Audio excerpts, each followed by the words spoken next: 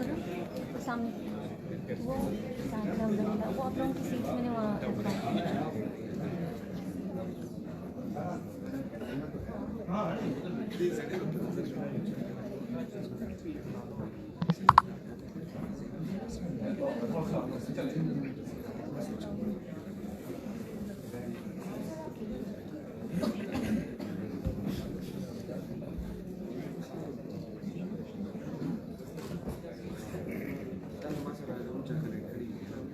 Dear audience, please welcome the Honorable Minister for Federal Minister, Professor Dr. Kosar Abdullah Malik Sahab. Please give a big hand for Dr.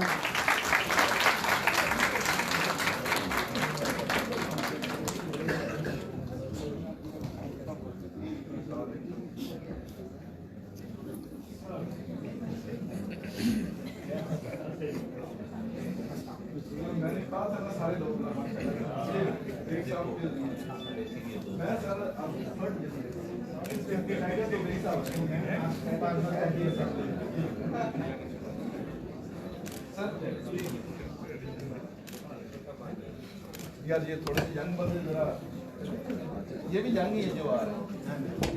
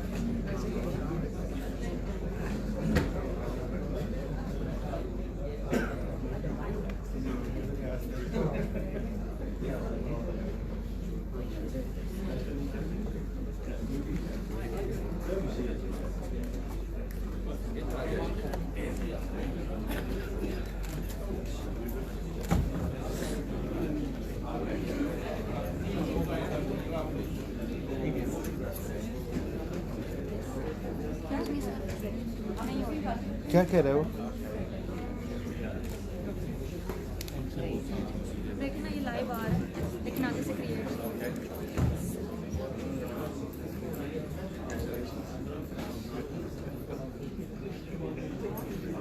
पहले कभी किया होगा फिर आपको ये देखने में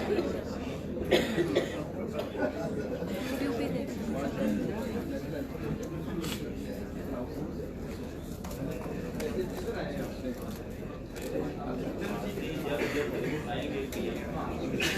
Ladies and gentlemen, Assalamu alaikum. May I have your attention, please?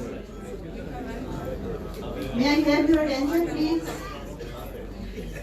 Ladies and gentlemen, as we prepare for the Pakistan's national anthem, may I kindly request all of you to please stand in respect of the anthem.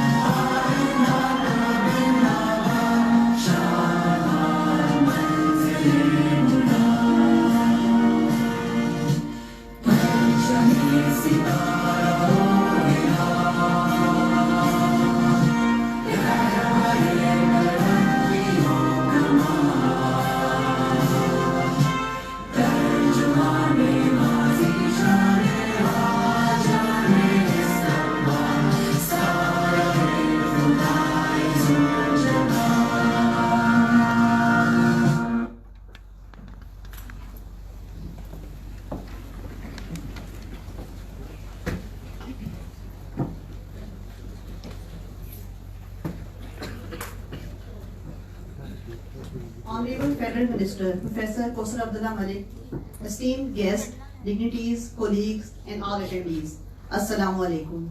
I, Dr. Anila Yasmin, extend a very warm welcome to all of you in the inaugural session of International Conference on Vaccine Research 2024, a joint activity being organized by 11 prestigious institutes of Pakistan. Before we may start the formal proceedings, allow me to invite our esteemed dignitaries on the stage.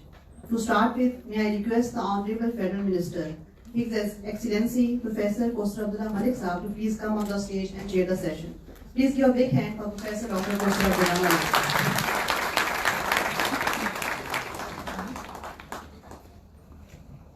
May I request the Vice Chancellor, University of Health Sciences, Lahore, Professor S.M. Wahid Rathore Sahab, to please come and join the chair. Please give a big hand for Professor S.M. Wahid Rathore.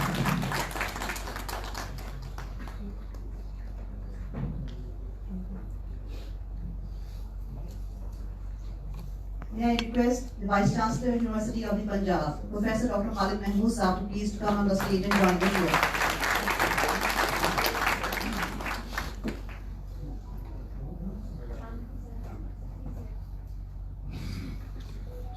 May I extend my welcome to the custodian of CEMB, Professor Dr. Sheikh Riazuddin. Sir, please come on the stage and join the chair.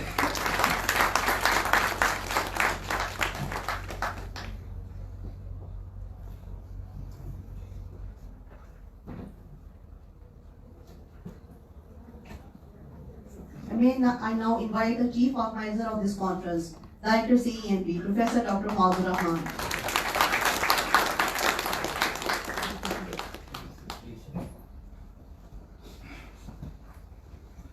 Thank you to all the dignitaries for taking their seats.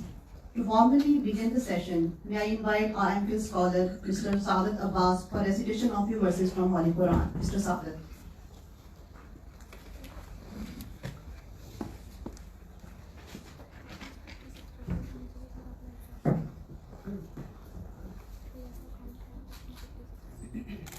أعوذ بالله من الشيطان الرجيم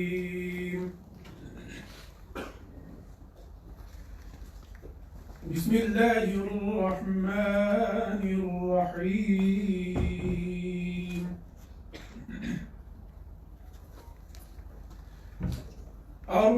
الرحمن علم القرآن خلق الإنسان علمه البيان الشمس والقمر بحسبان والنجم والشجر يسجدان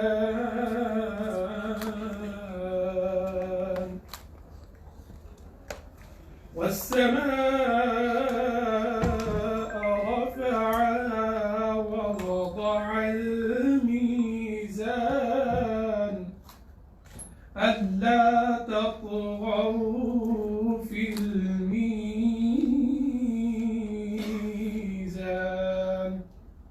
صدق الله العظيم. In the name of Allah, the most compassionate, the most merciful. The most compassionate has taught the Quran. He created man and taught him clear expression. The sun and the moon move according to plan, and the stars and the trees prostrate themselves. And the sky he raised, he set up the balance, so don't transgress in balance, but maintain the weight with justice, and don't violate the balance.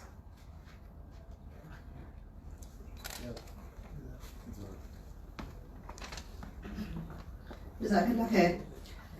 I am honored to extend an invitation to Professor Dr. Mauzur Rahman, a prominent figure in the field of structural biology, vaccine development, and disease diagnostic. Professor Rahman's extensive academic journey, marked by significant contributions to the understanding of membrane proteins and viral proteins, structure-function relationships, underscores his invaluable expertise. with a steadfast commitment to advancing scientific knowledge and fostering collaboration. Professor Rahman's leadership has undoubtedly elevated the caliber of our conference. Please welcome the Chief Organizer and Director of CEMB, Professor Dr. Mauzur Rahman, for his welcome.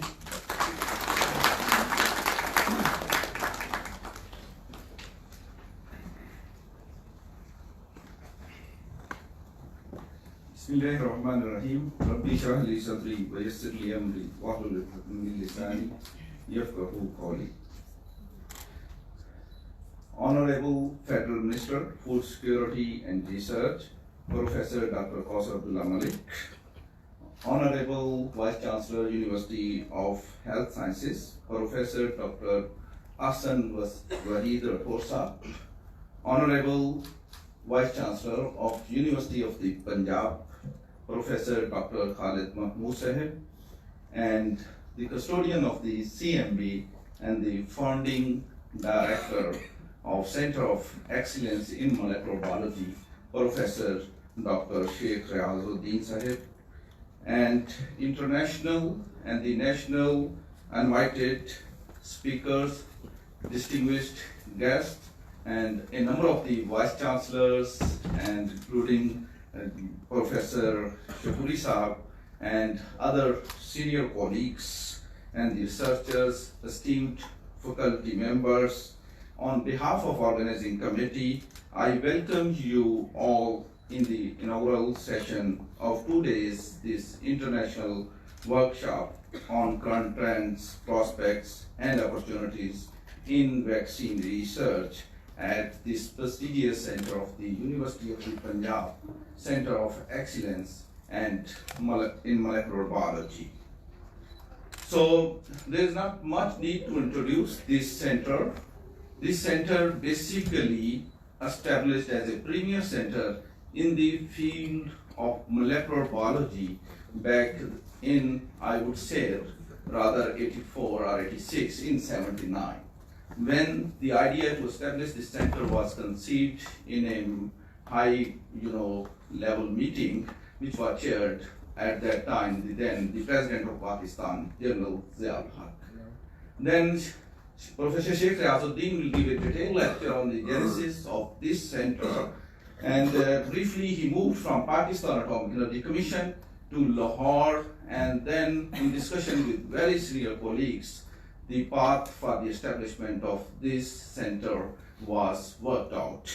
And now we are sitting here to hold this conference. This center basically was established to do research in the area of molecular biology and biotechnology, particularly in the field of health and agriculture sciences. So I would like to also acknowledge the contribution of Pakistan Atomic Energy Commission and the other colleagues who are working together at the NIAB, and soon after the establishment of this center, and other center in the area of biotechnology was established under the auspices of Pakistan Atomic Energy Commission in Faisalabad, and that was led by Professor Kausar Abdullah Malik. And I would say we are very fortunate today. We have all the leaders of molecular biology and the biotechnology sitting together under one roof today. And if I consider myself, I'm the third generation of them, and with their efforts now, the biotechnology and the molecular biology have been popularized all over the Pakistan. When these centers were set up, there was not a single degree of molecular biology or the biotechnology in the Pakistan, and now most of the university have adopted this degree in their curriculum. So this shows that the decision taken at that time and the leadership at that time, how wisely thought about. So now we have a plenty of the human resource available in the country for both academia as well as for the industry. Now I come to the theme of the conference. As far as vaccines are concerned, and you all know, vaccines have significantly impacted the public health by shielding us from devastating diseases, leaving a profound mark on the generational well-being. Beyond human health, vaccines play an important role in animal health as well as in the poultry sector. And right now, Pakistan is importing all type of the vaccines related to the human, but there are few industry in the animal and the poultry sector which are manufacturing these vaccines. So in addition to this, there are several government organizations, including recently UVAS has started to produce the FMD vaccines as well, but still there is a lot of need to support the local entrepreneur as well as the local government sectors to tackle the need of the vaccines which are required actually for the need of the Pakistan on both human side as well as the animal side. And the importance of the vaccine, everyone knows. The smallpox has been eradicated as a result of the use of the vaccine. And there are 14 different other diseases, namely polio, tetanus, they are almost eradicated as well. And this is due to the presence or the development of the effective vaccines. So if we look into the figure, this is a multi-trillion industry worldwide, and you can imagine just for one type of COVID-19 vaccine, a country like Pakistan spent more than $3 billion just to import it. So this conference actually is not only hosted by the Center of Excellence of Molecular Biology, University of the Punjab. Basically, this is hosted by the consortium of the institutions and the scientists who are working in the field of particularly vaccine development. So I named them the counterpart institution, CEMB Institute of Animal Health, Karachi, University of Veterinary and Animal Sciences, Lahore, National Institute for Biotechnology and Genetic Engineering, Faisalabad, Nuclear Institute for Agriculture and Biology, Faisalabad, Veterinary Research Institute, Lahore, Livestock Research Institute, KPK, Center for Advanced Studies for Vaccinology and Biotechnology, Quetta, Balochistan, University of Agriculture, Faisalabad, Cholistan University of Veterinary and Animal Sciences, Bahawalpur, National University of Science and Technology, Islamabad, School of Biological Sciences, University of Punjab, and Center of Excellence in Molecular Biology, University of Punjab. Apart from this, because as far as I know, in the poultry sector, there are two industries which are locally manufacturing the vaccine. They are also co-organizer of this conference. One is Grand Pharma, Islamabad, and other the Ottoman poultry industry in Lahore. So this conference actually basically has attracted a large number of participants from national as well as the international level. The total number of the applications we received was 700, out of which we have selected 150 participants on the basis of their relevant area of field as well as their locality from the different provinces of the Pakistan. In addition to this, we extended invitation to 30 participants who were very relevant to the field to attend this conference. I am pleased to share with the efforts of organizing committee, we are able to have 12 international speakers in this conference, and 7 of them are sitting here. And in addition to that, we have a Chinese delegate comprising of the 7 scientists, industrial, experts, as well as their researchers and the students. I believe this gathering will foster collaborations and unite individuals dedicated to advancing the humanity's welfare. Together, let us unlock the potential of vaccine to safeguard public health, enhance pandemic preparedness, and create a healthier world for future preparation. At the end, I highly acknowledge the contribution of co-organizers and local team at Center of Excellence University of the Punjab, who worked tirelessly to conduct this conference. I do acknowledge a lot of effort put up by Dr. Muhammad Salim, Executive Secretary of this conference, School of Biological Sciences, University of the Punjab. I also acknowledge the sponsors such as CPEC Consortium, Higher Education Commission, Islamabad, Punjab Higher Education Commission, Pakistan Science Foundation, Comstech, Fulbright, United States Educational Foundation, Pakistan, and industrial sponsors Jawak from Jordan, Philco Pakistan, Hilton Pharma, Worldwide Scientific for their financial support. Thank you for your participation, and I look forward to your valuable contribution. Thank you very much.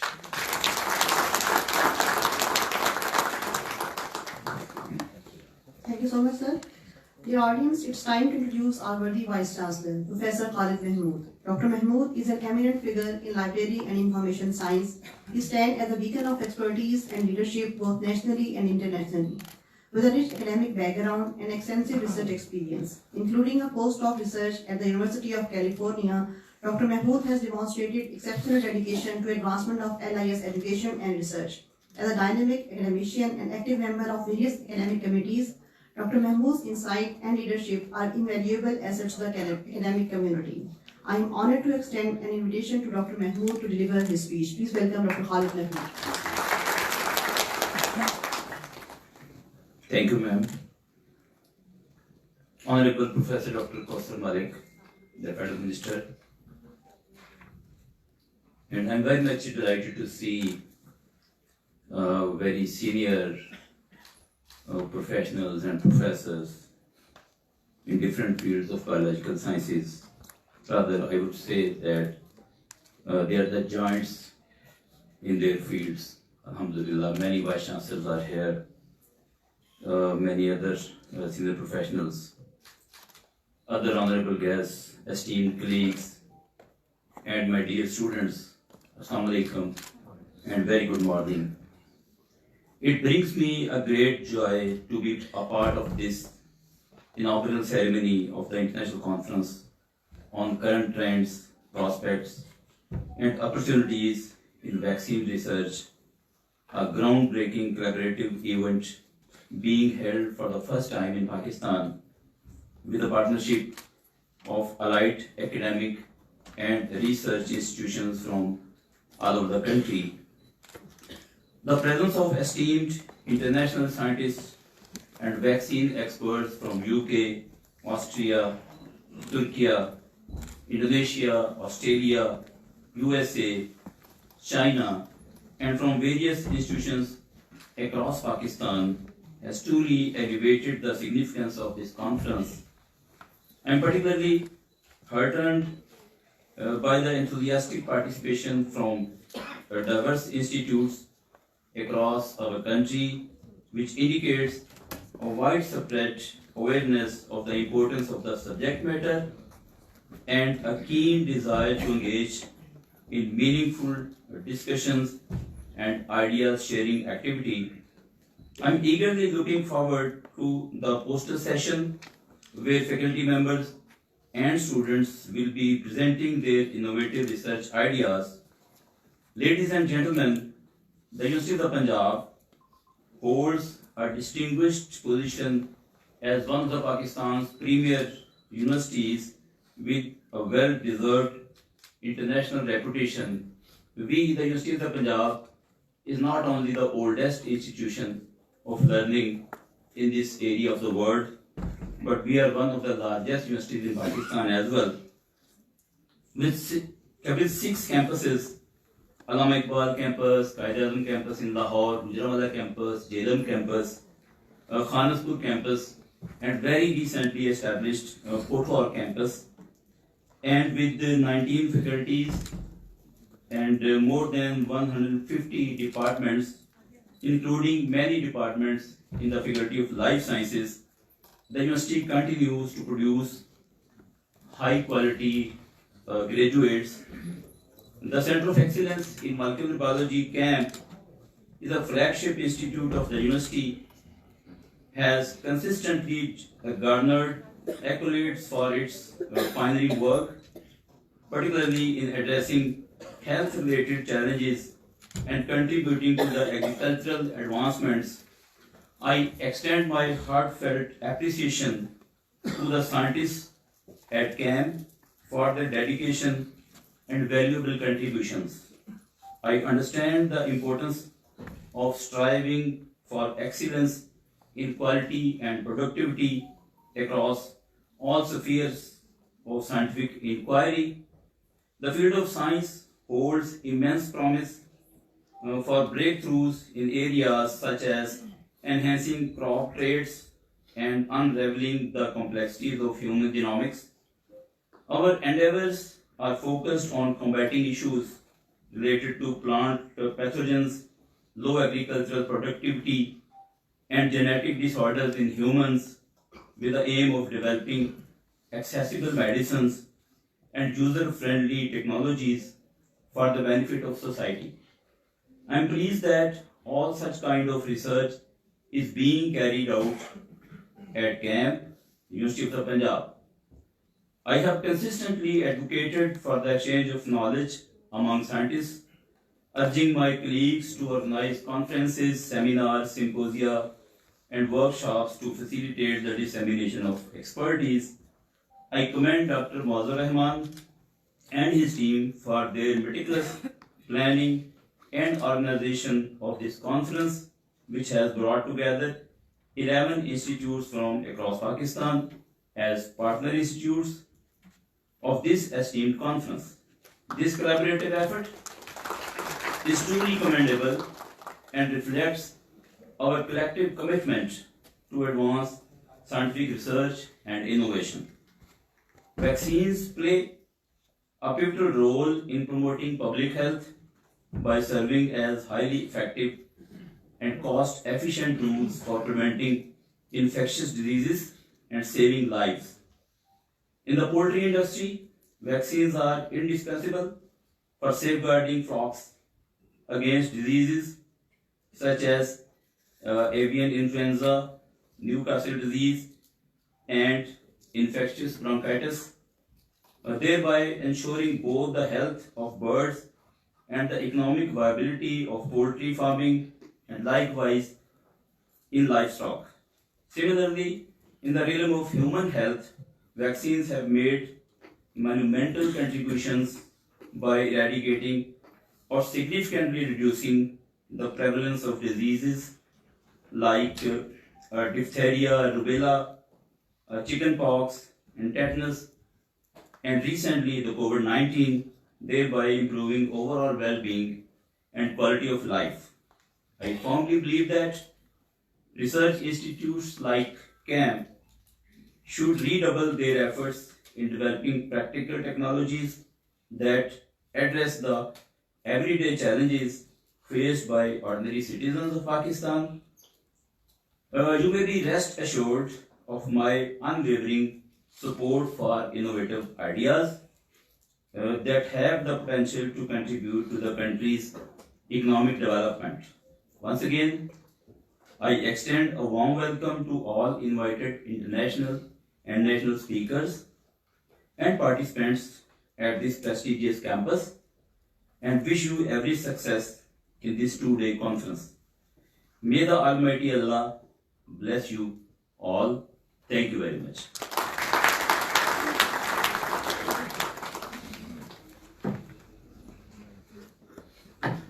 Thank you so much, sir, for your encouraging words and motivation. It really matters a lot. Ladies and gentlemen, let me introduce you to the custodian of CEMB, our very own Professor Dr. Sheikh Riazuddin. Dr. Riazuddin is a distinguished personality in the field of molecular biology. He stands as the visionary founder of this center. Dr. Riaz has made remarkable contributions to the understanding of DNA repair, restriction analysis, and transgenic plants. His current endeavors focus on unraveling the molecular and genetic underpinning of hearing and vision impairments in the Pakistani population in collaboration with the esteemed researchers at NIH, USA. His enormous contributions in the field of research are recognized by Government of Pakistan, and he has been bestowed with the prestigious awards like Sitara Imtiaz, Tamghai Imtiaz, and Hilali Imtiaz. MashaAllah. I am honored to invite our university Dr. Rahuddin to share his insight on the genesis of CEMB and his visionary approach to fostering collaboration and understanding in the scientific community at our event. Ladies and gentlemen, please welcome him on the podium, Dr. Riazuddin.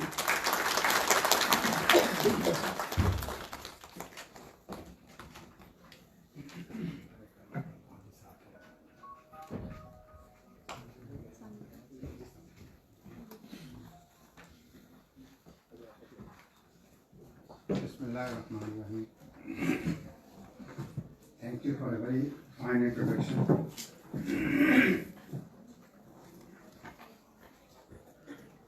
Professor Rahman has gone out, but I still name him Professor Qasim Malak. I didn't use the word minister because to me, professorship is more prestigious than ministership. All the invited guests from home and abroad, colleagues, students, ladies and gentlemen, Assalamu alaikum. It is a distinct honor and a profound privilege to speak before this August gathering on the subject of genesis of CEMB. My talk will cover the period from 1976 to 2010. Moasab said, give a detailed background of the genesis, but he gave me only 15 minutes. So in 15 minutes, to cover the distance of about 34 years, 44 years is almost impossible, but I do my best because I have to comply with his instructions. Next, please. Thank you.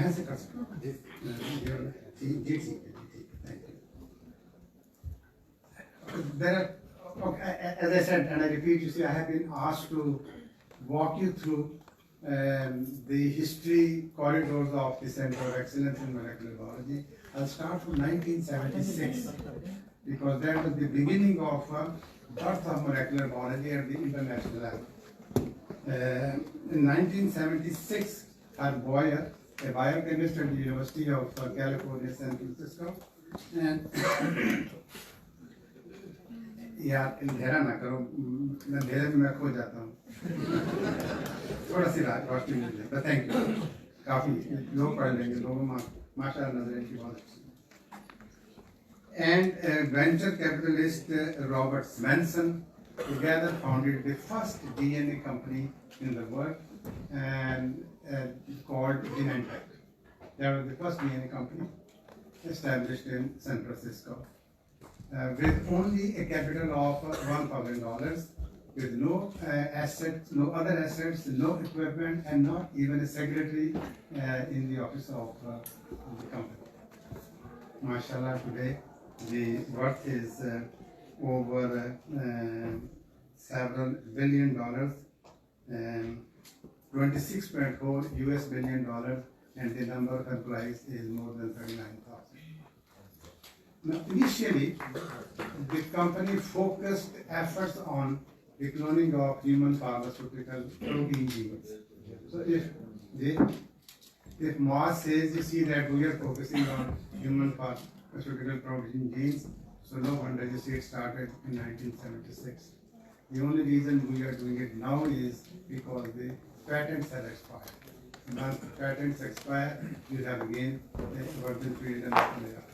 So the first protein that the company succeeded in cloning was a human synthetic insulin gene cloned in Escherichia coli.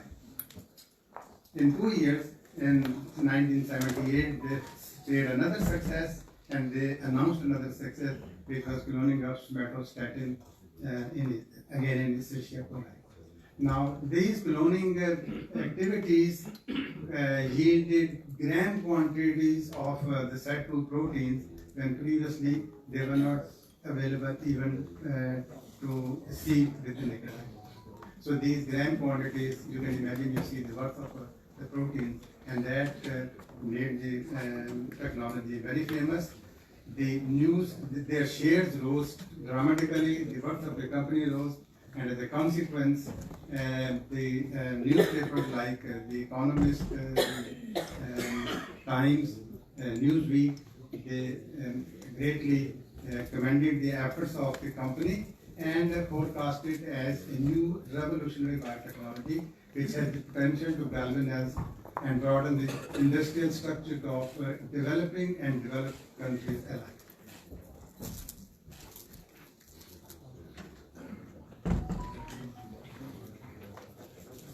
Now, watching the success of Genentech, other companies also wanted to pursue the race and become future economic giants. So companies started to proliferate from coast to coast in USA and Europe. Now, noting these developments, the United Nations Industrial Development Organization, UNIDO, constituted a 7-member panel with Herb Boyer, Anand Chakrabarti, Saran Naran from Europe and USA, and Ahmed Bukhari from New York Hospital Harbor Lab, Abhay Siddiqui from India, and I was also inducted in this panel, the panel of experts. So we were given the task to thoroughly review the new technology and see if it has any relevance or if it has any good for the developing countries in the future, or will the West monopolize it.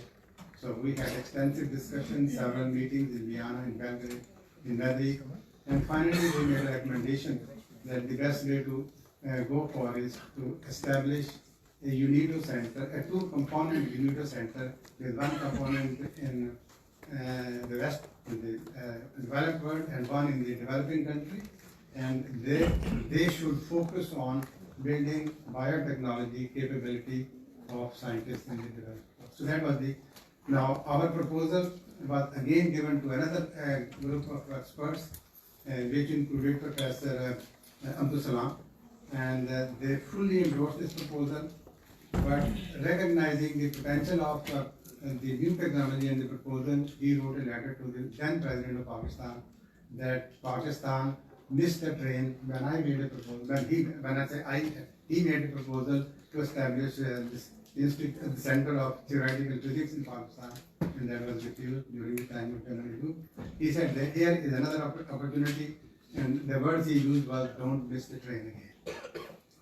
So, noting the developments taking place at the international scene, Pakistan's national S&T planners and policymakers took several initiatives, and I'll mention 4 of them. And the purpose was to gain a firm footing in the new biotechnology so that be able to reach a harvest when the technology matures. First and foremost, Director Pakistan Nuclear Institute for Agricultural Biology, NIAB, which was mentioned in both the speeches, the earlier speeches, and which is the pioneer institute in the country, convened with the help of 2 eminent expatriates, Naseem and Ahmed Bukhari, and with local experts, organized the first practical hands-on training course in Pakistan, and that was the first training course in which imparted training in the field of biotechnology, in the field of, recombinant engineering, not biotechnology. At the time it was called genetic engineering and recombinant engineering technology. Now this workshop attracted about maybe 25 very eminent scientists from all over the country, and from the experience gained during the workshop, they went back and started programs applying the recombinant DNA techniques, establishing research groups and then new departments. So the state of biotechnology that you see today, which was mentioned a minute ago, started from here, and this is the starting point. Secondly, is the meeting organized by somebody you would never imagine, Hakeem Saeed. Hakeem Saeed from that foundation convened a symposium workshop on the application of biotechnology in PC Hotel in Rawalpindi, participated by a number of almost all the stakeholders in Pakistan. There was a big meeting. Obaid Siddiqui from India and Ahmed Bukhari from USA again. One of the, without going into other details, one of the main outcome of the workshop was the meeting between Ahmed Bukhari and Dr. Afzal, then Chairman UGC, which gave birth to the proposal to establish a dedicated center for advanced studies in molecular biology. Now, when I say that, you may be wondering, you see, why am I going into the history of international history? Because that fed the idea of the establishment of the Center for Advanced Molecular Biology. One. Secondly, you might have noticed on the first slide that I wrote CEMB and public CEMB. That CEMB is not the Rehan Sadiq CEMB. That CEMB is its first original name, Center for Advanced Studies in Molecular Biology. On the initiative of the then chairman, Pakistan Agricultural Council, Dr. Amir Muhammad, a meeting was convened of all the heads of the states under and with the President of Pakistan during a meeting of Dr. Anwar Naseem to Pakistan, in which the idea of establishing a new institute, well, in fact, the letter received from Professor Abdul Salam was discussed in detail.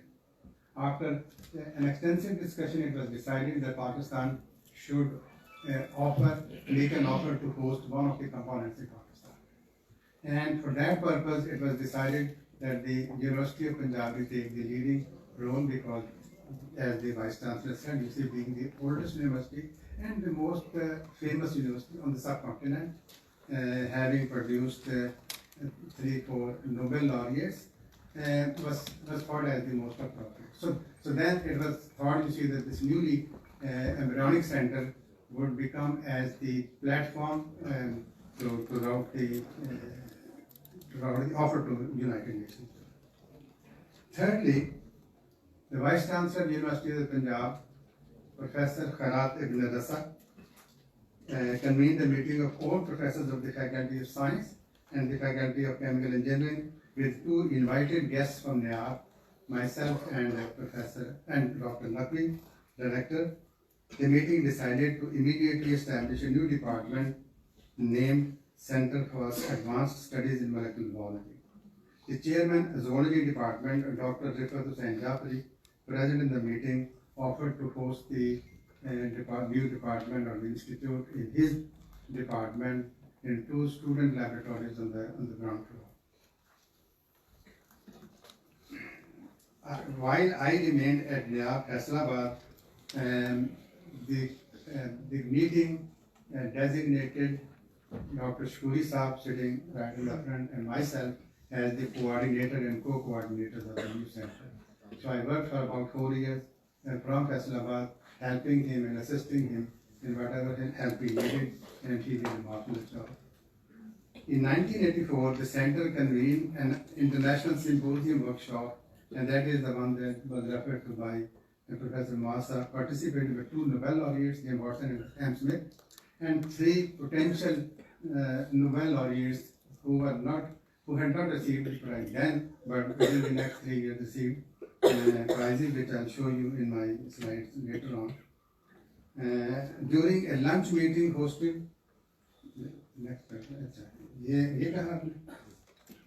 during a lunch meeting hosted by the then Governor Punjab in the Governor House, participated by all the heads of education S&T organizations, Khadak Saab from HEC, Dr. Munir Ahmad, and Dr. Amir Muhammad, and presided by the then President of Pakistan, was held in the Governor House. Now this meeting, in addition to eating lunch, we decided that I physically moved from Faisalabad to Lahore to help Shkuri Saab in person rather than from a distance. So in the next year, I moved to Lahore, and then this meeting again decided that this center, instead of being a department of the university, be raised to the level of a Center of Excellence in Molecular Biology, as is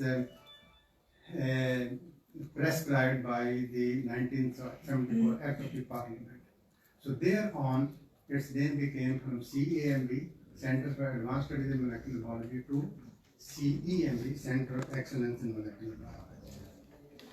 Now, the earlier meeting with the President had decided, and this meeting also reinforced, that this be a national institution, a national facility, a national entity, and all organizations should participate and cooperate in its development, because this is a new technology and the resources of men and material are extremely limited. Therefore, PARC and UGC and PSF and PAC and NAR, they all contributed their own shares, but two important features here. That is the actual winner. Is that two MOUs were signed between the Ministry of Science and Technology, University of the Punjab, and Ministry of Parks and Agricultural Research Council, and University of the Punjab. As a consequence of these two MOUs, this structure that you see here was proposed. You can see here 4 components, and 2 components were dedicated to Ministry of Science and Technology, 1 to Parks and Agricultural Research Council. The Ministry of Science and Technology component was called CEMB, which my student is actually leading it now, or Rehan Sahab, or the other component financed by the Parks and Agricultural Research Council was named as LAMB, Laboratory of Agricultural and Molecular Biology. So CEMB, LAMB, and CEMB, a trio came into being, which and this proposal or the concept was further approved by an extraordinary meeting of the Board of Governors, presided by the then Minister of Education. So this is the tri-party arrangement. So when Moaz says or anybody says CEMB, it actually means CEMB, CAMB, and LAMB. So this is the first segment or the first part of the journey. Now this meeting of the Extraordinary Board of Governors, in addition to approving the concept of a trio, also approved the administrative, financial and academic infrastructure, academic layout of the center. The ideas were taken from the rules that the ministry had framed for centers of excellence, but we were given the freedom and opportunity to revise them. Therefore, we proposed, or actually, I use the Board of Governors approved this structure that you see here. Vice Chancellor as being in charge of the program as head of the DOG, CEMB, CAMB, and LAMB is missing because that was written before that. Then all the local powers of day-to-day functioning were vested in an executive committee headed by the director. Both the executive committee and the Center of Excellence, executive committee and International Advisory Committee and National Review Committee were advised by an International Advisory Committee, which you see here includes Larry Grossman, Jim Watson, Roberts, Smith, Loeb, Van Montagu, and Jean Nestor. They are very highly placed scientists. 3 of them are Nobel laureates. And this advisory committee is not just for its name. They actually used to come and visit every 2 years, sit with the students, discuss their ongoing program, review the program, and give a confidential report to the Board of Governors. And they also reviewed the thesis and synopsis of the people working here. Now, my idea, or at least the idea of the center was that with these caliber people sitting with the students would give them a tremendous boost and momentum. The center chose to address 4 functions. manpower development, which was its original function, symposium workshop that you see today, and that reminds me the activity in 1984. So after a long time, congratulations to you. Goal-oriented research. I use the word here, goal-oriented research. The center emphatically said, you see, that all research should have a clear goal. And I used to tell my students, you see, you should know, where are you going? Are you going to Islamabad? Are you going to Multan? Or are you going somewhere else? So that the reviewer can see whether you are following the right path or not. So goal-oriented research. Not necessarily applied, even basic research, but it must have a clearly defined goal and a hypothesis that you work on. And then lastly, production. So the next part of the journey that I showed over there focused on these things except production. Production I will discuss in the last segment. Now research was divided into again 4 major areas: plant molecular biology, medical, industrial, and basic molecular biology. And now the next 4 slides will show you the training activities. Rich Roberts presenting a lecture, Paul Modric, another Nobel laureate, and Tom Lindor. And actually, I worked with him in Stockholm, Sweden, and he's presenting a lecture. And then the next one is a workshop on, a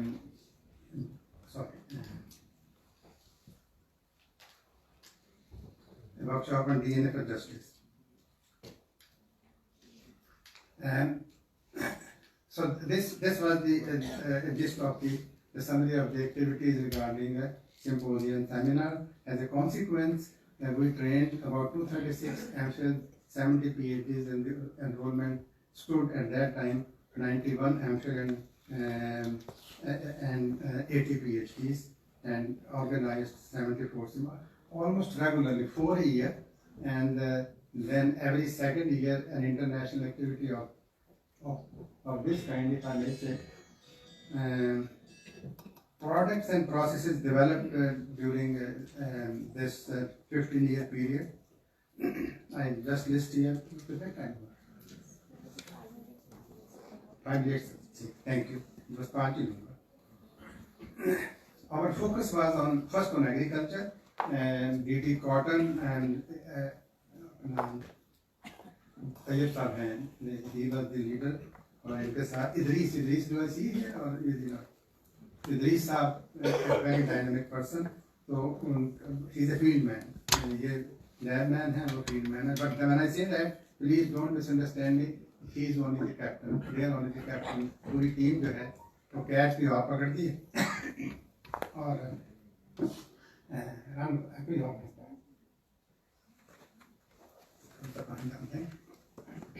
अच्छा, तो ये थे products and processes which we completed and went into the field trials.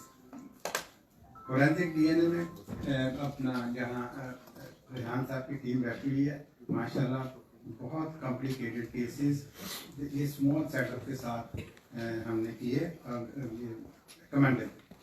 ये disease-free glandular sugarcane potato. Field trial of transgenic cotton से एक तस्वीर निकाल के आगे करता हूँ. मैं ना रेस्ट्रेन मैं ना लेक्चर जरा अच्छा नहीं देता हूँ. वहाँ ने कहा 15 मिनट. अब 15 मिनट की जो रेस्ट्रेन है ना, इसलिए जरा 30 साल बोल रहा हूँ. और जब तेज बोलता हूँ तो पानी पीता हूँ तो सांस चढ़ जाता है. इस उम्र में तेज दौड़ना तो वैसे भी मुनासिब नहीं है. मेजर अचीवमेंट्स ये लिस्ट रहेगी. ये 15 साल की बात कर रहा हूँ, स्टार्टिंग फ्रॉम 15-20 साल की, स्टार्टिंग फ्रॉम 84 to 2001 से 2010. Developed BT cotton and BT pesticides that were in field trials then. Developed procedures and products for वगैरह और cloned 7 human pharmaceutical protein genes. Because of my own background and my colleagues, do I see the theme here? These were very significant breakthroughs and discoveries based on इनके patents. The patents were expired and we used the knowledge from the patents but upgraded them depending upon the technologies and applying recombinant DNA, which was not available when the patents were made. And that increased both the quality and the quantity of the product that we developed. Interferon was comparable to the interferon that had been in the market for 20 years. Interferon, insulin, granulocyte, colony stimulating factor, obtained 6 patents and 5 patents were in process. Awards, ये तारीखी कलमात हैं.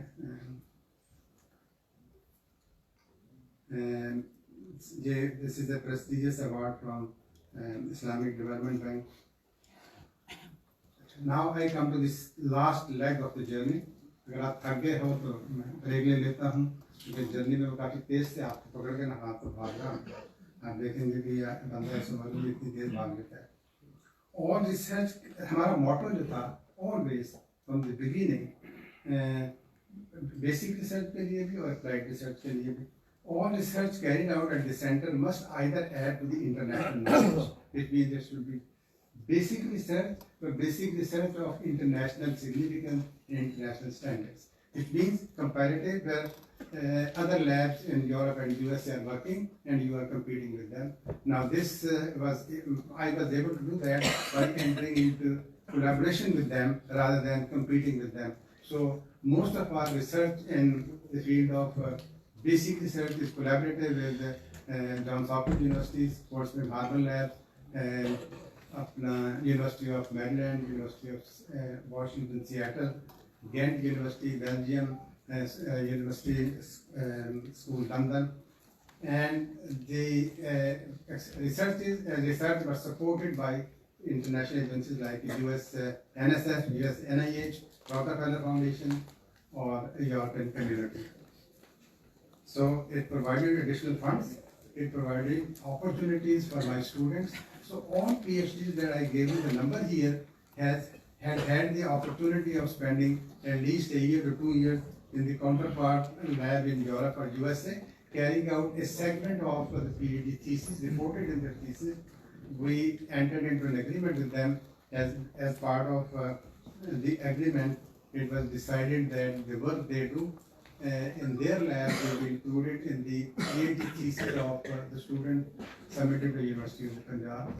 Consequently, the quality of our thesis improved, number one. Number two, the training quality of the students improved, and we got additional funding, which is very useful when the funds are always in short supply.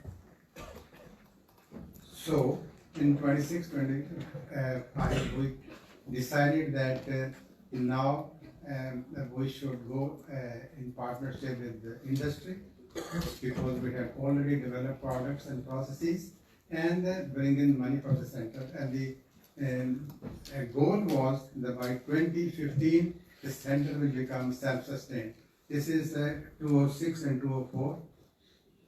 No, sorry, 206 and 208.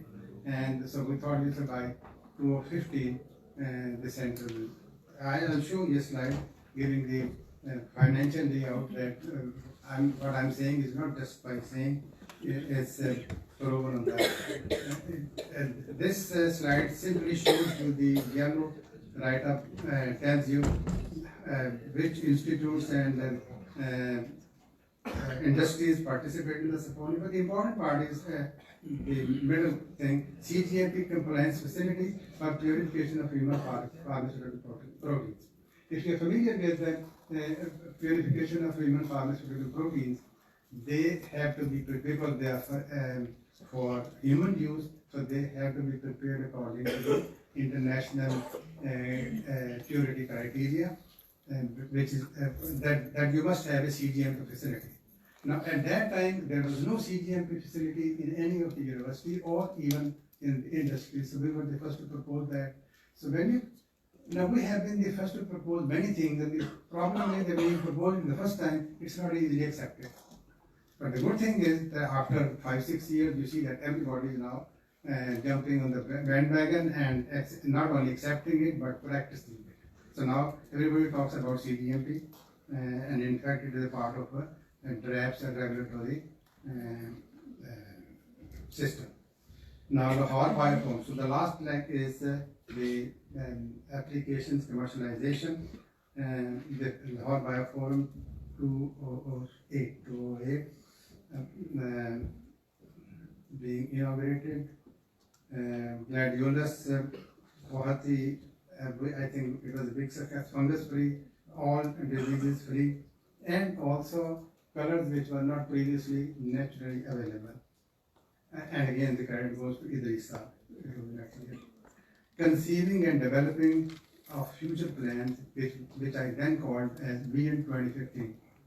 Now, the Vision 2015 was, as I said, and I repeated, that by 2015, we will mostly independent of the government funding.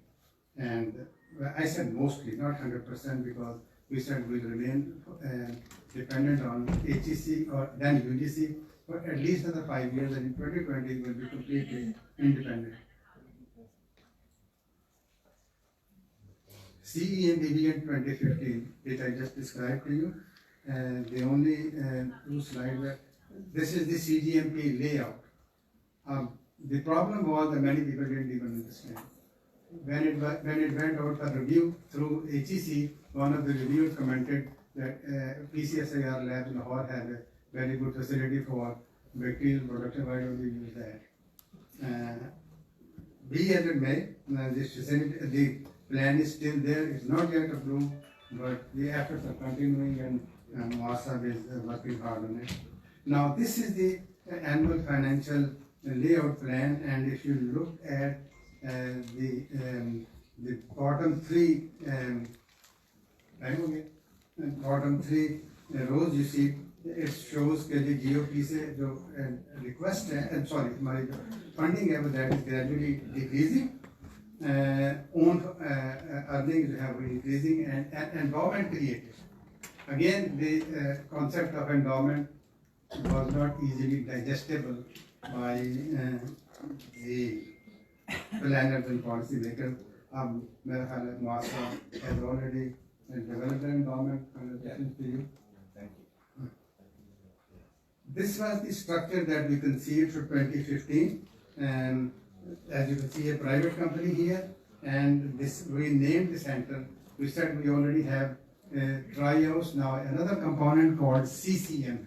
So CEMB, CAMB, LAMB, and now CCMB, Center for Commercialization of Molecular Biology, and that was proposed to be located at the far end where the Rehan Saab Center is located, and the entry will be completely from the other side, no disturbance to the academic works that goes on in this part.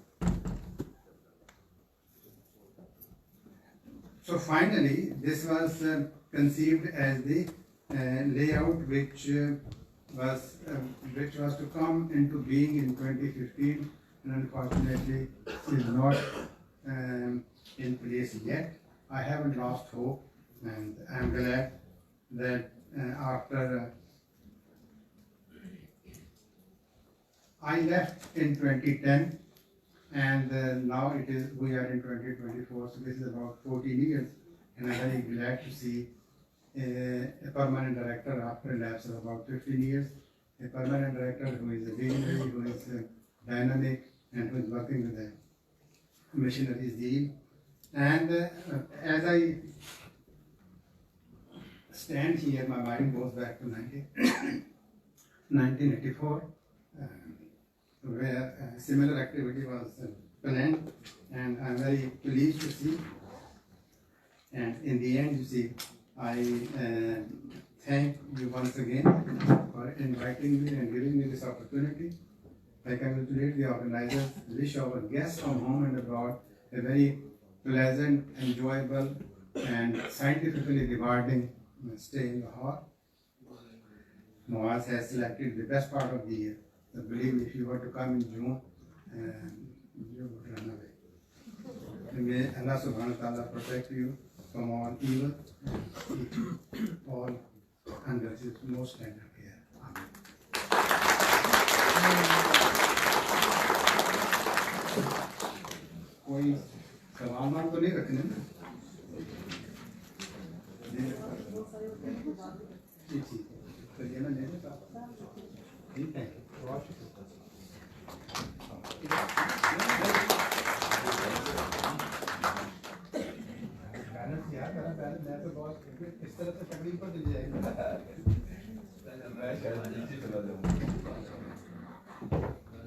you so much, sir, for explaining the journey of decades in few minutes. Ladies and gentlemen, it's matter of immense pleasure that various eminent scientists of the field have joined us from prestigious institutes across Pakistan. Let's listen to them and have their comments about the conference and vaccine research. Firstly, I would like to invite, being honored to have the ex-chairman Pakistan Science Foundation, Professor Dr. Shahid Mahmood Beg Sahab. He was sitting with us here. He is serving as advisor of Government of Pakistan on Science and Technology with a profound academic journey that includes notable positions at esteemed institutions. Professor Beg brings a wealth of experience and expertise in oncogenomics, molecular biology, and human genetics. We eagerly anticipate Professor Beg's valuable insights and comments in our conference. Please welcome Professor Dr. Shahid Mahmood Beg.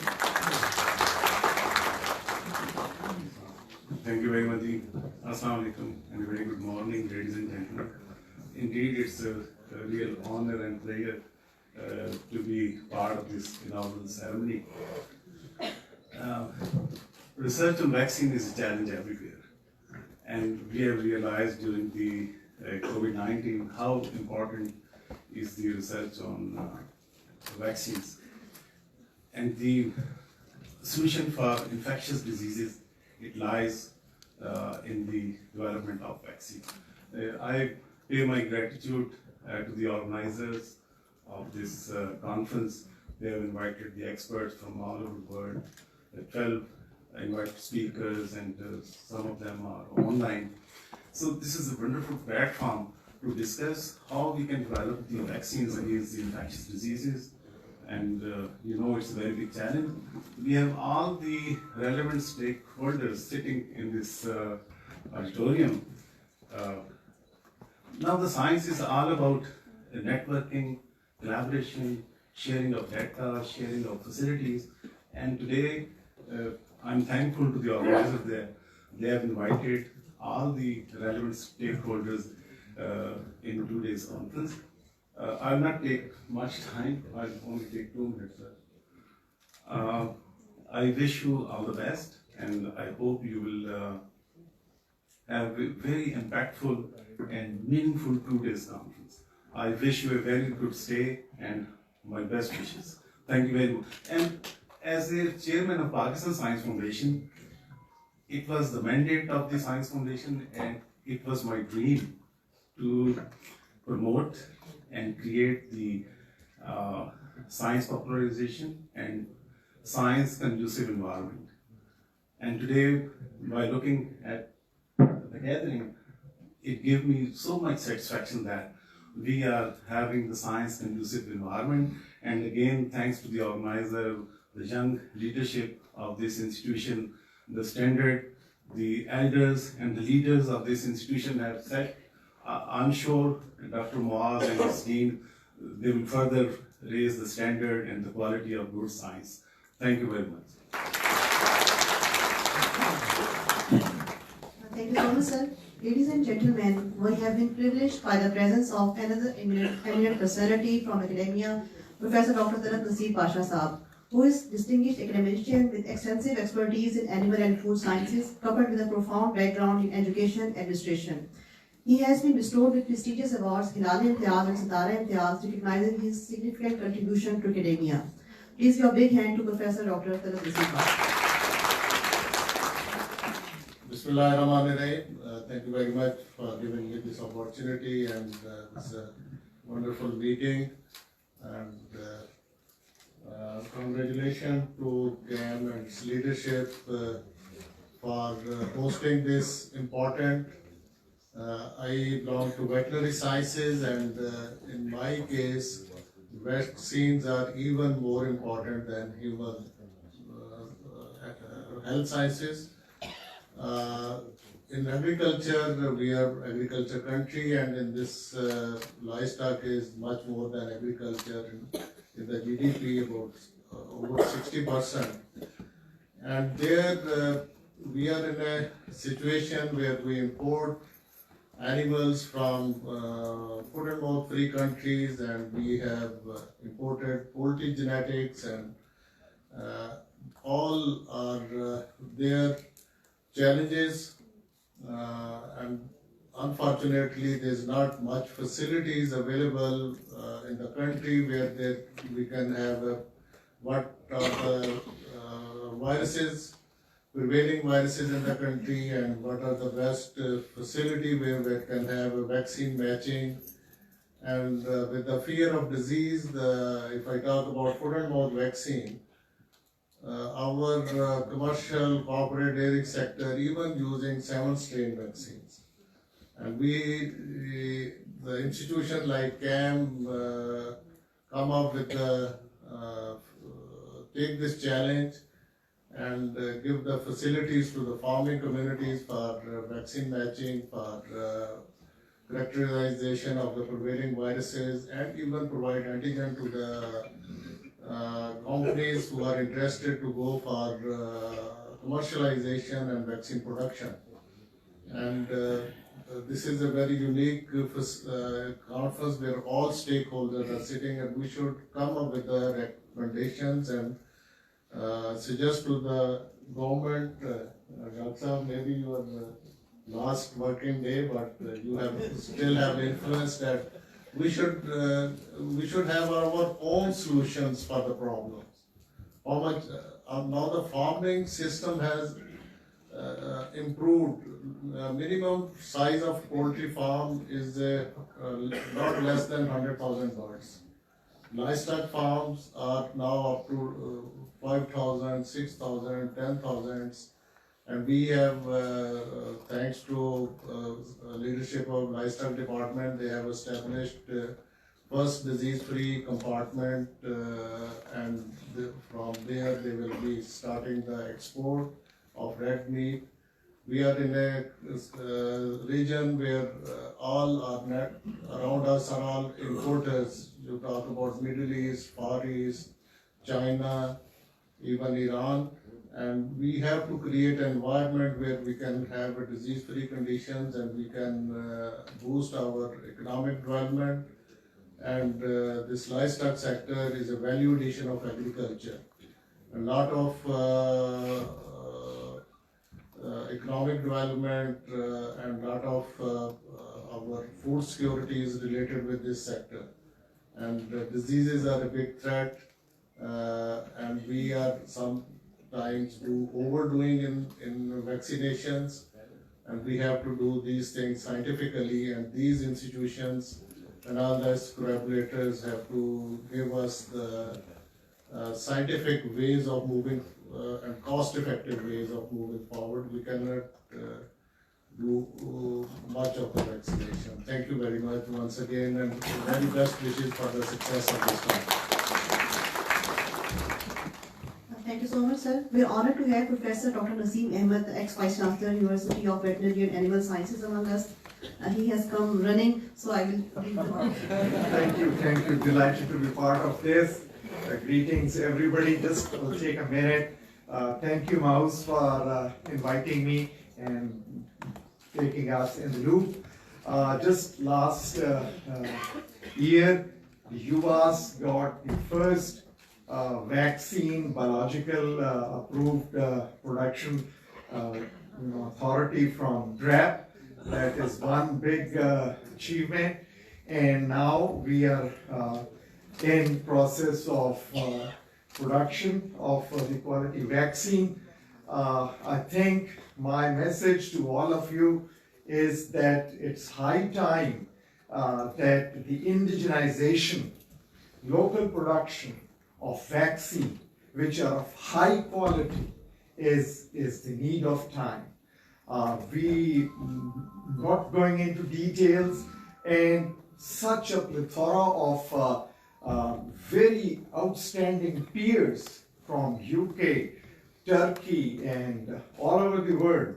We have it, and there should not be an issue that we are labeled that the production, the quality is not that great. So I think my message to our colleagues is that to work together, quality production and indigenization is the way forward. Thank you very much. Thank you so much, sir. Next, we'll have to run the Vice Chancellor of Cholistan University of Veterinary and Animal Sciences, Professor Dr. Muhammad Ayaz Saab. Please, he brings a wealth of experience and expertise to his role as a respected figure in the academic community. Professor Ayaz continues to drive excellence and innovation in veterinary education and research. Please give a big welcome to Professor Ayaz. Bismillahirrahmanirrahim. Qul huwallahu ahad, Allahu samad, lam yalid walam yulad walam yakul lahu kufuwan ahad. I am very much thankful to Professor Mars and Professor Rehan Sadiq for giving me such an opportunity in the galaxy of the eminent scholars and molecular biologists. I would say only few words because now the science has come. I was reading some article few days ago that if we compare the achievements of 1,000 years and we are far ahead in 30 years of coming days that we will be having such an opportunities. So we are in very fast age. Artificial intelligence is helping us a lot. Now there is a time that we must come from dependency to sustainable models, and there must be some our helpers or some our colleagues who can help us to develop a sustainable model for such vaccines. And now the time has come that from wet lab to dry lab it's very much easier. So reverse technologies can also help us to develop such a marvelous techniques that the corona has shown us. So this is the time that we may shift from being dependent to independent, and this is a very good opportunity that we make some formulations or make some strategic plans and move ahead. Thank you, sir. Thank you so much, sir. We have a guest from CEMB, Dr. Nazir Hussain, the DG Research CEMB Institute of Animal Health in Karachi. He exemplifies academic excellence and commitment to public service. With a distinguished PhD from the US, Germany, Dr. Kanguro transitioned to researcher paved the way for his leadership in the livestock department. He has been awarded with Izaz Sabakar and Presidential Gold Medal. With over 17 years of experience, Dr. Kanguro currently superheads various initiatives to advance livestock research and education in CEMB. Please give a big hand to Dr. Kanguro.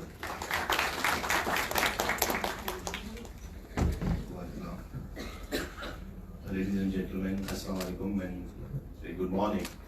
It's indeed a pleasure for me to be here with the huge participation coming from the vaccine research, and I am very thankful to Professor Mars and the leadership coming and joining here. It's actually indeed the point and the time that we started thinking upon this, and I hope and I wish that we come up with a certain solid recommendations on the vaccine research. And it was actually my idea when we called the research manufacturers and the vaccine manufacturers in 2011. And since then I was thinking of this, I was talking to Sajjad even, we were thinking about this, but thanks to CEMB that you manage this. And I'm really thankful you invited us.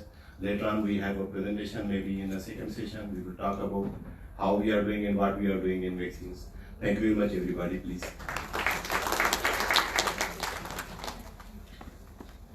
Thank you so much, sir.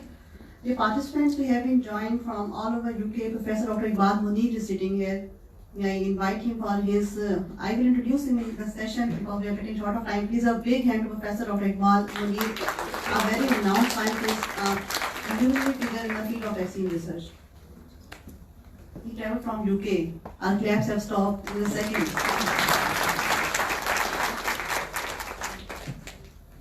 Thank you very much.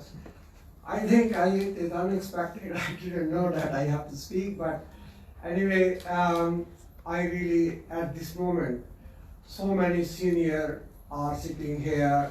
First of all, Professor Aslan, sitting in front of me, and he actually mentored me. And then Dr. Naseem Saab. And Dr. Naseem Saab told me how to write even a letter. And from there is another colleague, Dr. Shahab, and he told me a little bit how to speak to the other people. So starting, I think, is a genesis of me, and from there, Alhamdulillah, the government of Pakistan gave me a chance to go to learn a PhD at Imperial College, and from there, then I joined the Fulbright Institute. So at the moment, there are so many people sitting here which I really do not have a word to say thanks to them. And really at the moment, a lot of people around the world, literally around the world, from Canada to Australia, they invite me to give a talk on how to improve the poultry vaccines. And I went last month to Morocco, and then Egypt, and Baghdad. So many countries I cannot count here. And they really need to improve their vaccine, and then how to improve the quality of the vaccine, how to monitor if they give the vaccines.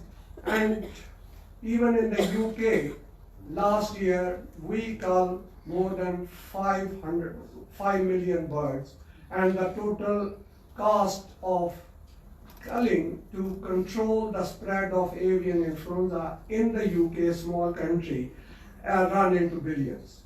And imagine how much the whole Europe has been affected from avian influenza, and the USA currently billions of pounds or dollars per day they are losing because of a single disease.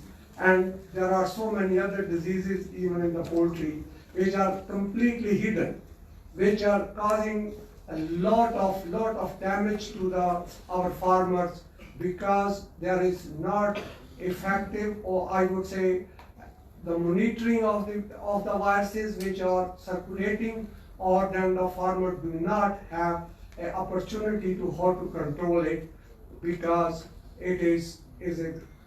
the viruses are so exotic or endemic, then we are unable to control. So we need a new generation vaccines, new generation diagnostic to reduce these losses. And of course, the cost of the food is increasing and increasing. We need to decrease it so the poor people can feed it. Thank you very much. Thank you so much, sir. In the participants, we also have a guest from Veterinary Research Institute, Punjab, Dr. Sajjad Hussain, DG Research from VRI, Lahore. Please give a big hand to Dr. Sajjad Hussain.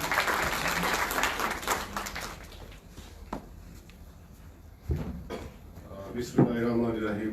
I think I'm so humbled and happy to be here among such renowned scholars and international participants. So I think I will not speak more, and just simply it's a message, being a scientist and being a technical worker. Basically the current, if you look, the global challenge of food security, this is the emerging and the future challenge for all over the world. So Pakistan has a unique, basically, place in this challenge, and I'm sure about it. Pakistan, like country, we are very blessed. We have a lot of resources, but we, being a scientist, it's our responsibility to work in collaborative pattern to cater the challenges which can foster which can help us to prevent the challenge of food security, and how can we export our surplus. So I think in Pakistan, like country, our leaders and decision makers are well aware of the coming policy makings. So we are totally have been entered into the now preventive regime. If I talk about the livestock chain supply, animal vaccines, so in the last 5 to 6 years, especially livestock department, government of Punjab, they have taken a very good initiatives in prevention of the animal diseases which are prevailing in the Pakistan. like FMD and other diseases also. Previously, Pakistan is lucky enough. It's a joint effort on the global level, and including Pakistan. Pakistan has eradicated rinderpest. Now there are big challenges coming forward. So Dr. One of our scientists were also commending that this is the basically work and the research in the vaccine sector is a big challenge. All especially in the Asian and the Central Asian countries. So I would request and invite all the stakeholders and the participants from academia and the industry to work together, and the Livestock Department, Government of Punjab is very open to facilitate the industry and the department and the academia to open the resources to conduct the research and development of different vaccines. Thank you very much. Have a blessed day. I cordially invite Dr. Khalid Naeem, Head of Quality Management and R&D at Grand Pharma. With a distinguished academic background, Dr. Naeem has held key positions in various research institutes and has been instrumental in numerous national and international projects focused on zoonotic diseases, diagnosis and vaccine development. Dr. Naeem's recent endeavors in R&D for poultry vaccines and collaborations for facility construction demonstrate his commitment for advancing veterinary science and industry practices. Please give a big hand to Dr. Khalid Naeem. Thank you. Excuse me. Sitting silence that long maybe makes you, I think, want to try. Well, thank you very much for the organizers for inviting me over here to attend this one. And I'm so lucky to be, one of the industrial partners nowadays. In my previous period earlier, I spent my professional career at Pakistan Agriculture Research Council. There I was the chief scientist at the National Agriculture Research Center, and I have been, thank you very much. I mean, yeah.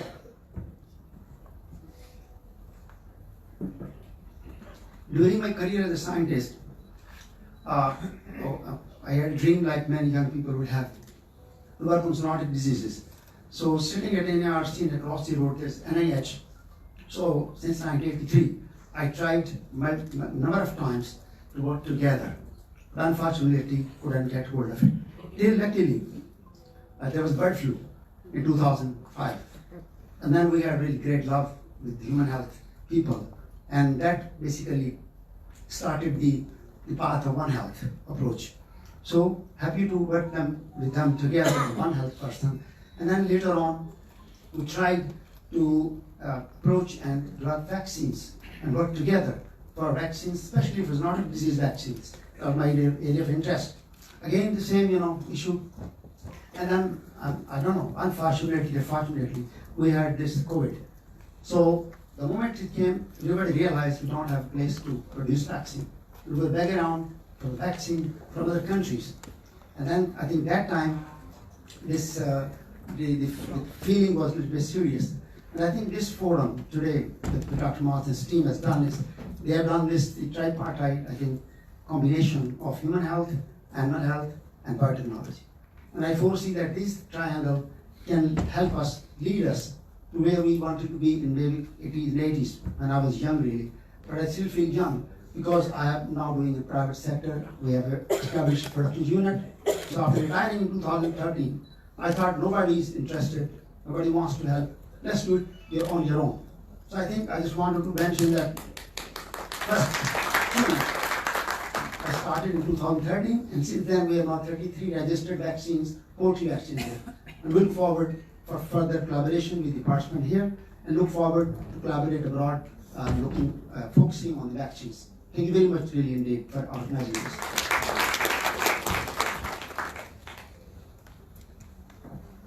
Thank you so much, sir. In the audience, we are honored to have a very respected teacher, Dr. Ahmed Mukhtar Khalid Saab, who has been ex-director, NIFG, ex-vice chancellor, Government College University, Lahore, and fellow of Pakistan Academy of Sciences. Indeed, he don't need any further introduction. He is sitting in the audience and will be commenting from. We want him to comment from there, but he is coming on the stage, I guess. Please give a very big hand to Dr. Ahmed Mukhtar Khalid Saab. I think your clap will give him encouragement to reach the audience.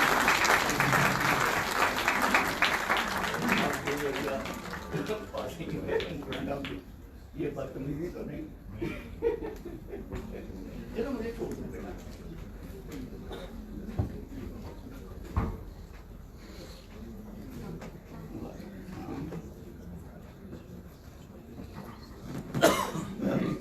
Thank you very much. Bismillahirrahmanirrahim. The time has passed very quickly. And I was thinking that when in 1981 I came to Pakistan with a degree in biotechnology from University of New South Australia, the all organization they told me that we don't have this degree and we don't know what you have studied. So I went back. It was actually the saga of biotechnology which is being opened today, and I am so pleased to see such an eminent and the galaxy of scientists from all over the world and from the indigenous. I would like to say that the two gentlemen who are sitting there, they are the main responsible. I should say they are the culprit for this activity. It was 1984 when I jumped the bandwagon of biotechnology, and then the thing started. It is so far, you have just heard the genesis of CEMB. Then I think there is a need to say about the genesis of NIBG, National Institute of Biotechnology and Genetic Engineering, which are, I would say, one and the same. And these two institutes, they work together with close association. Now, when I see the program, I was actually flabbergasted, because so far we have done a lot of academic work, and Sheikh Riaz and Kausar, we have done some commercial work. But now I think is the time that with this conference, we have opened the door to the commercialization, which is the major objection to the biotechnology from the seniors, were that what are the commercial entrepreneurs which have been produced. And I'm quite confident to see this program, and I'm hopeful that this program will bring lot of opportunities, understanding, and shall open the doors wide open for the commercialization of the technology. Mind you, the future of commercialization and the future of production lies in the biotechnology, whether you like it or not. Now with these words, I would also like to wish a success to this conference and like to appreciate the Moaz for his untiring efforts and making such a nice program which will be educational as well as commercial. And to our foreign participants, I wish them a very happy and rewarding stay there and their trip to back home. Thank you very much.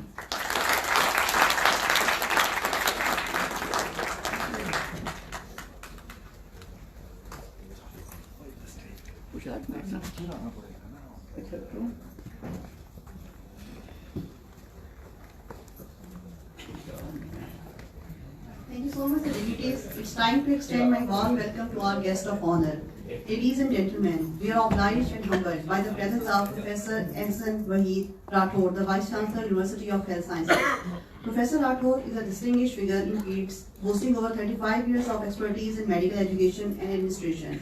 With qualifications from prestigious institutions, his knowledge is extensive. In his role as Executive Director of the Strategic Management and Internal Policy Unit at the Punjab Healthcare Commission, he played a crucial part in implementing and monitoring healthcare standards. Please give a big hand to our worthy guest of honor, Professor Inaugration.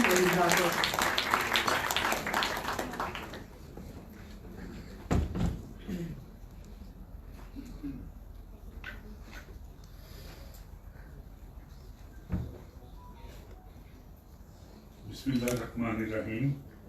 Honorable Federal Minister of Security, Food Security and Research, Professor Dr. Kausar Abdullah Malik, Professor Dr. Muazur Rahman, Chief Organizer, co-organizers, distinguished guests, esteemed faculty, researchers, and dear students, Assalamu alaikum.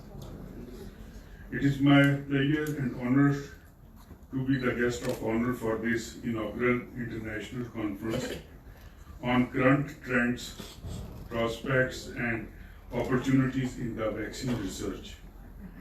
You see, I'm basically a pediatrician, so this vaccine is very, very near to me, and it is very important. You all know, no doubt,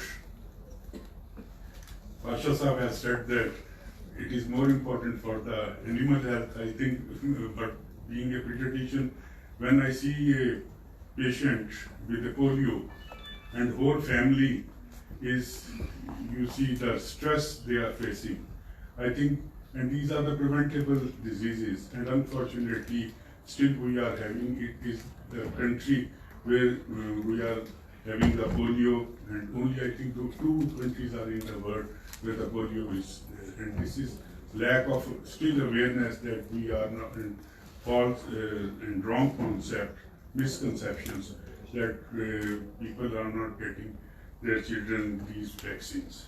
So I think this is very, very important topic, and which has been brought to the attention of not the with the higher up, like the Minister Saab is here, and he himself is a researcher. And you see, I'm very happy that everybody has realized here that in spite of the fact that vaccine is important, but unfortunately in our country the problem is that the availability of the vaccine. There is no local production, and we all know that if you go back a couple of decades, like in 80s or 70s, we were having the cholera vaccine, we were having the typhoid vaccine, the BCG for the tuberculosis were there, which is made by the National Institute of Health, but these are not being any more available, or they are not being manufactured. So I think that is very important, that no doubt we are talking very big things, that research and all these things, this is very important, nobody can deny that. But the thing is that if we don't have the basic facilities, basic things to the community, both in the for the humans and animals, I think that is very important for us, that we should start realizing and doing something. All the scientists are here, and I think that is very, very important that we should come up with some suggestions and some plans that how we can start this. Because naturally, when we say government, this is government, we are government. You see, the Prime Minister or the President is not you see, meant for these things. This is the technical people who comes with the suggestions, and all we know that, like, I'm in the profession since last 40 years, and I know what I wanted to achieve, or what I want that government should implement. With our combined struggle, we did that. So I think it is the defect or which lapses at our part that we are failing to achieve these things. So I think Professor Moss has done a great job by arranging this conference, and all the stakeholders are here, and we should do something. You see, So,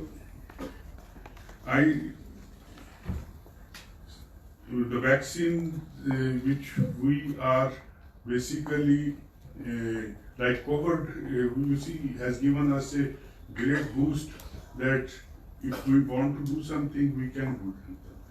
And we have taken control the covered even in Pakistan, the coverage was very, very good. So my humble request is that all the this should be an important topic for this conference, that we should come with some suggestion, and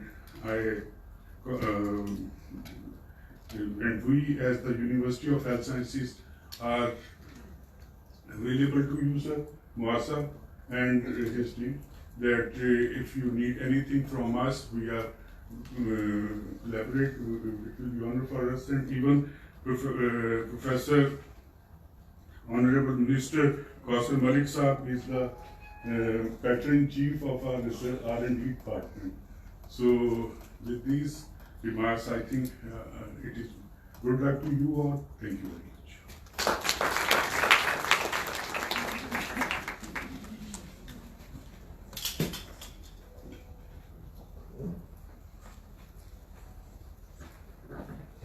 Thank you so much, sir. Dear audience, we have been honored by the presence of Honorable Federal Minister, Professor Dr. Qasar Abdullah Malik Saab. He is an eminent figure in the realm of life sciences. Renowned for his exceptional contributions to scientific research and academia, Dr. Malik's illustrious career spans over 4 decades. As the recently elected 20th President of Pakistan Academy of Sciences and a fellow of both the Pakistan Academy of Sciences and the World Academy of Sciences, his expertise is widely recognized and respected. With a PhD from University of Austin, UK, and affiliations with prestigious institutions, Dr. Malik's scholarly pursuits have significantly impacted various aspects of biotechnology and agriculture research. As a founding Director General of National Institute for Biotechnology and Genetic Engineering, NIPGE, and former Chairman of the Pakistan Agriculture Research Council, his leadership has played a pivotal role in shaping the scientific landscape of Pakistan. Dr. Malik's research interest in molecular biology, plant microbe interactions, osmoregulations, and bioenergy production continue to drive innovation and progress in the field. Please give a big hand to His Excellency Professor Dr. Qasar.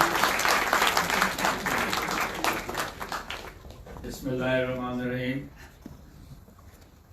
Honorable Professor Dr. Salam Saab, it's so good to see you here. He is the teacher of all the teachers, you see.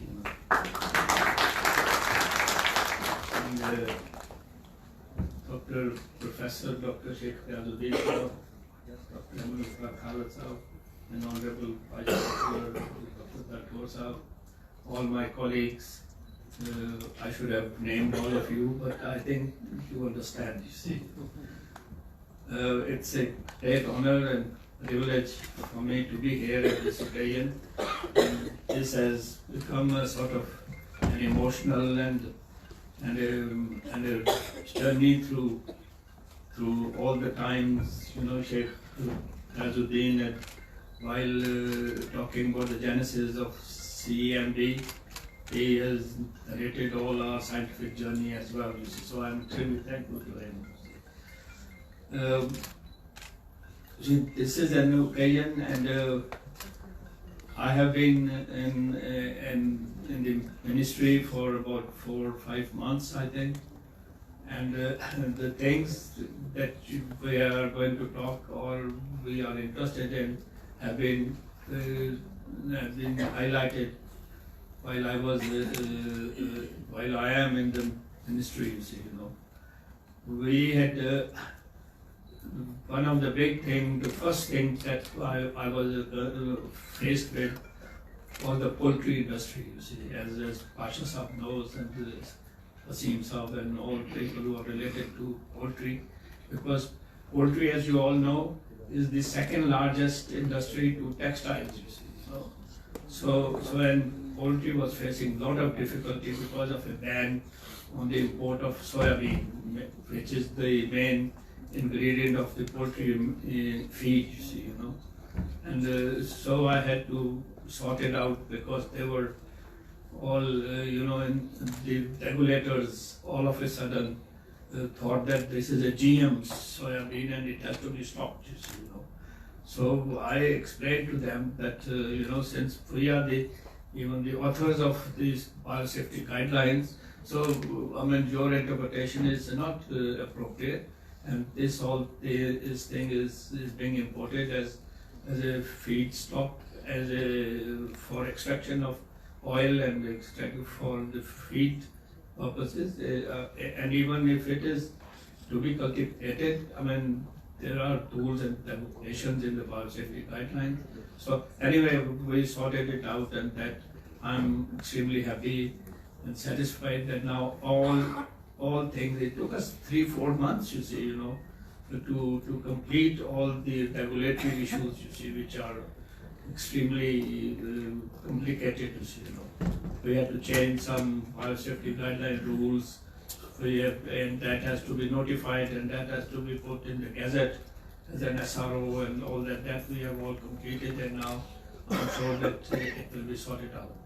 The second important thing that all should know is that vaccines are extremely important for all purposes, you see, In animal side, you see, I will also come to the, other, that why the Pasha Saab said that it is more important in animal side, you see, or poultry.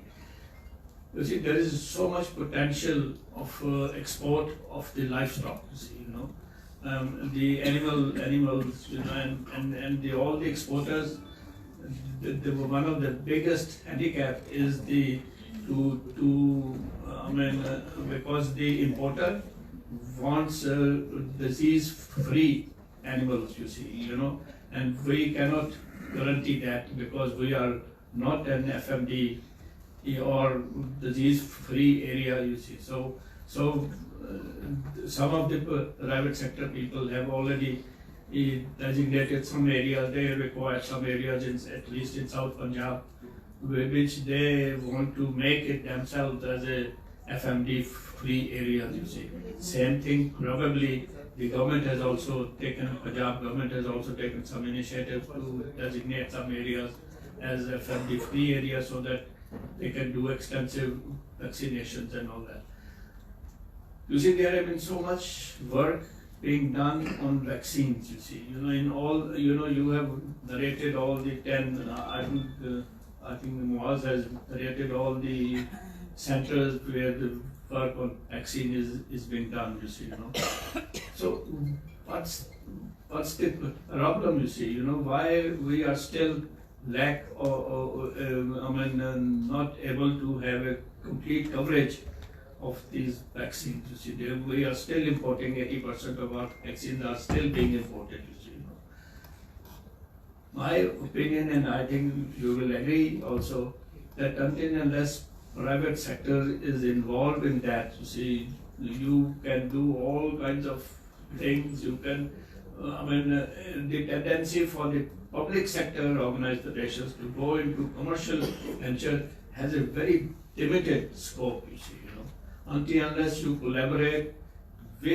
genuinely collaborate with the private sector, nothing can happen, you see. You should accept it, you see, that unless, and our problem is that we do not have that kind of a private sector, you see. Or a private sector koi aata bhi hai, there are so many hurdles with the regulators, we and at the government level, there has been a lot of reorganization of the RAP as well, the Drug Regulatory Authority of Pakistan, which is the responsible for giving all the regulatory issues, you see, and those are the things which the government, as long as we were there, we were trying to indicate that these are the areas where there has to be some reorganization of the regulators. The same was true with the biosafety guidelines, you see. There was all the regulators are the main hurdles, you see, and then there is still not much awareness about sanitary and phytosanitary issues with the private sector. You see, the potential exporters, you see, they are still not aware of the requirement, and therefore they enter into hurdles, you see, you know. And for example, the quarantine procedures have to be adopted. You see, these are must, you see, you know.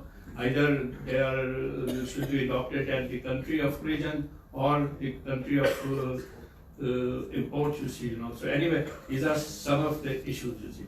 Second thing, I have been aware of some of the activities that are happening in the private sector also. You see, the other day I visited Khaja Naim Saab is here, and he's in, I think, if you allow, Khaja Saab, I mean, yours is a kind of a model, you see, you know. And I visited them, and they had an excellent, you see, done by all their own resources, you see, no bank involved, you see, you know. And that is the, you know, he has an advantage that he's a technical man, you will see, you know.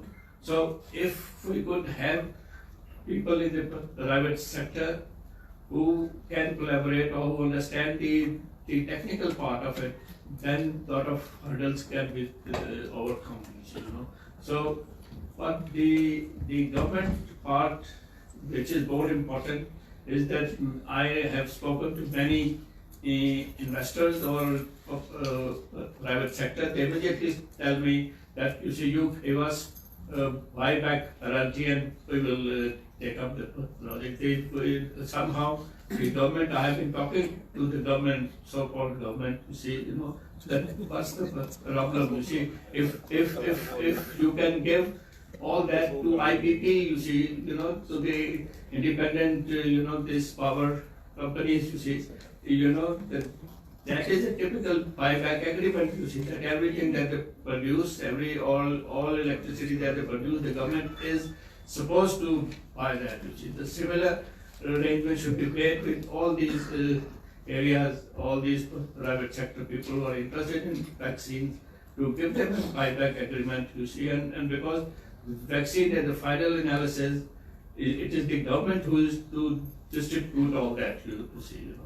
I mean, no commercial entity can on their own, can do that, you see. It is the government has to do that, you see. So these are some of the things we are still trying to persuade the government to have, because our bureaucracy is an interesting element, you see. You see, they have some, they are so fond of picking up things, you see, so that the process should be stopped, you see, or should be delayed as much as they can, you see. Anyway, these are some of the areas which, you know, we are trying, and I hope with the help of all of you, we can, but I'm very, sometimes I'm depressed, sometimes I say, no, there's a lot of hope, you see, you know, we have areas where we can extend, and I think in addition to agriculture, the crop side, the livestock has a lot of potential. There was, when I was in Islamabad last time, my stint at the Planning Commission and at the Atomic Energy Commission and at the PARC, you see, we had a number of these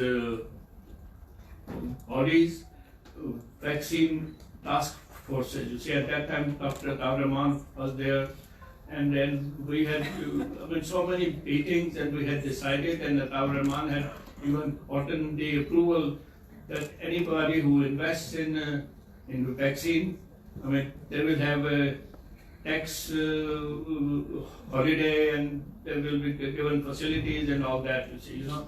In spite of that, you see, nothing has happened, you see, you know. And we always, whenever we talked about vaccines, human vaccines I'm talking about, you see. That was up. I see. Okay.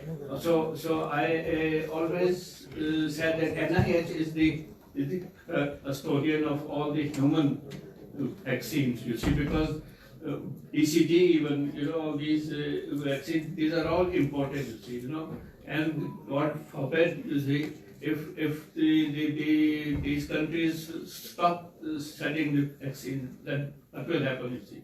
Even in 2005, when we had this earthquake, we were short of tetanus vaccine, you see, and then India refused to send us those vaccines, you see, So these kind of situations can occur, you see, and this is a highly security issue, you see, So I think that we have all the expertise that I came to know while I was reviewing a number of proposals at the time of COVID, you see, and even the University of Health Sciences has an excellent facilities and manpower there, to do all the work on vaccines. At that time it was all related to COVID and all that, but the same things are applicable to all other areas as well, you see, So if we can get our act together and have a very genuine collaboration with the private sector, we have to sell our ideas to the private sector. I still think that there is a lot of hope, you see, and that is the only way. Believe you me, this is the only way. No university, no department, howsoever excellent it is, they cannot beat the demand. They will have some commercialization, but that commercialization is also through a private sector, you see. That is my opinion, you see, and I hope that you will all agree to that, you see. But this is extremely important that we try to do all this commercialization and find or convince, because I'm so sorry to see there is no private, very few, I see some of them, you see, but there is no, general, non-technical private sector, you see, who are interested in finding something to invest on, you see. This Sundar state, you see, that still has a lot of areas unoccupied place. There is no industry over there, you see. That is because these people who have the money, they do not know where to invest, you see, So if we can, be a little bit more proactive, we can find those investors and try to tell them if your idea is sound. And also, the pharmaceutical industry has a lot of infrastructure which can be utilized for our purposes of vaccine production. And if they are involved in that, and they should be given part of the, something that is doable, and we can do certain things. Lastly, I am extremely thankful to Professor Fazlur Rahman, and this is an occasion which he has organized very painstakingly, and that he has collected all those people who are involved in all biological research, and I am so happy personally to come here and to meet all my colleagues whom I meet not so regularly, and I thank you once again for giving me this opportunity, and I wish you all the best. God bless you all. Thank you so much.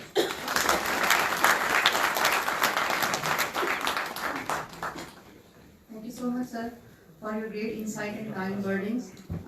Before we may start again, there's an announcement. I have found a this mobile. If anyone wants, please get from Dr. Mariam. Listening to the prestigious scientists and the persons from industry about the issues related to vaccine, now it is very important to discuss what we the scientists are doing in the field of vaccine research across the globe. We are honored and humbled to have our invited speakers across the globe, and this is time for the first plenary talk. Ladies and gentlemen, we are delighted to extend an invitation to Professor Dr. Donald King from Pirbright Institute, UK, a distinguished expert in diagnostic, epidemiology and virology. to share his insights at this conference. As a group leader of the Vesicular Disease Reference Laboratory and head of the Food and Agriculture Organization, Dr. King brings a wealth of knowledge and experience in the veterinary virology and immunology, garnered from esteemed institutions such as the University of Leeds and University of California, with a focus on understanding of evolutionary process of positive stranded genome viruses, particularly foot and mouth disease virus. Dr. King's research is instrumental in developing and applying innovative technologies for disease detection and characterization with significant implications for global disease monitoring and management. We will be talking about foot and mouth disease vaccine, so please put your hand together and give a very warm welcome to Professor Roderick King.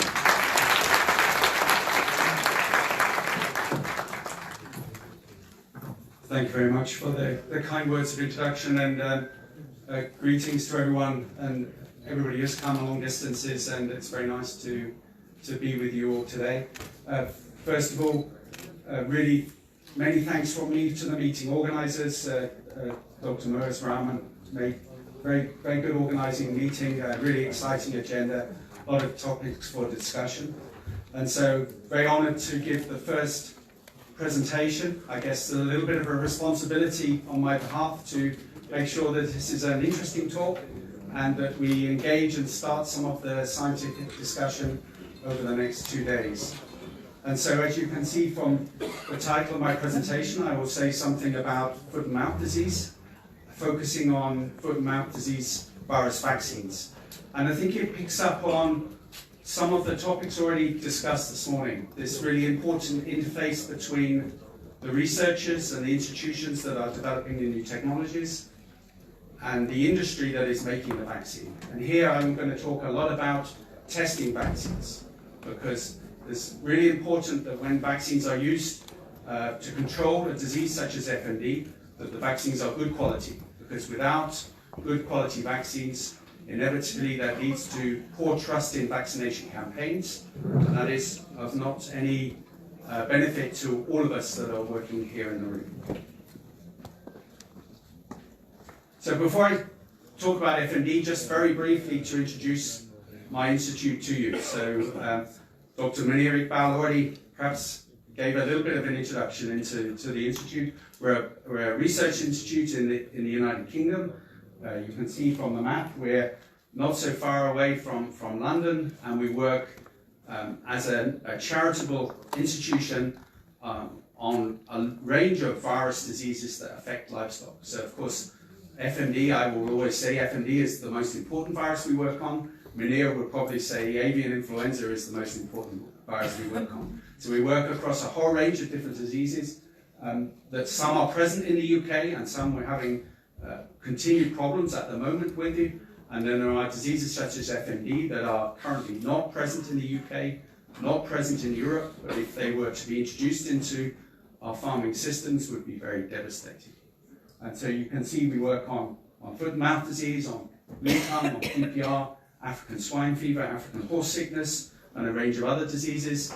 And we host a range of international reference laboratories that work on behalf of the World Organization for Animal Health, who I'm sure many of you are familiar with the Food and Agricultural Organization of the United Nations in Rome, and also more local organizations that are working for FMD control. And here we have a few pictures. We have a very fortunate, just completed a large capital infrastructure building program at the Institute that has refurbished and built new high containment laboratories to work with diseases such as FMD, and has also built a laboratory that can be also handling low containment pathogens.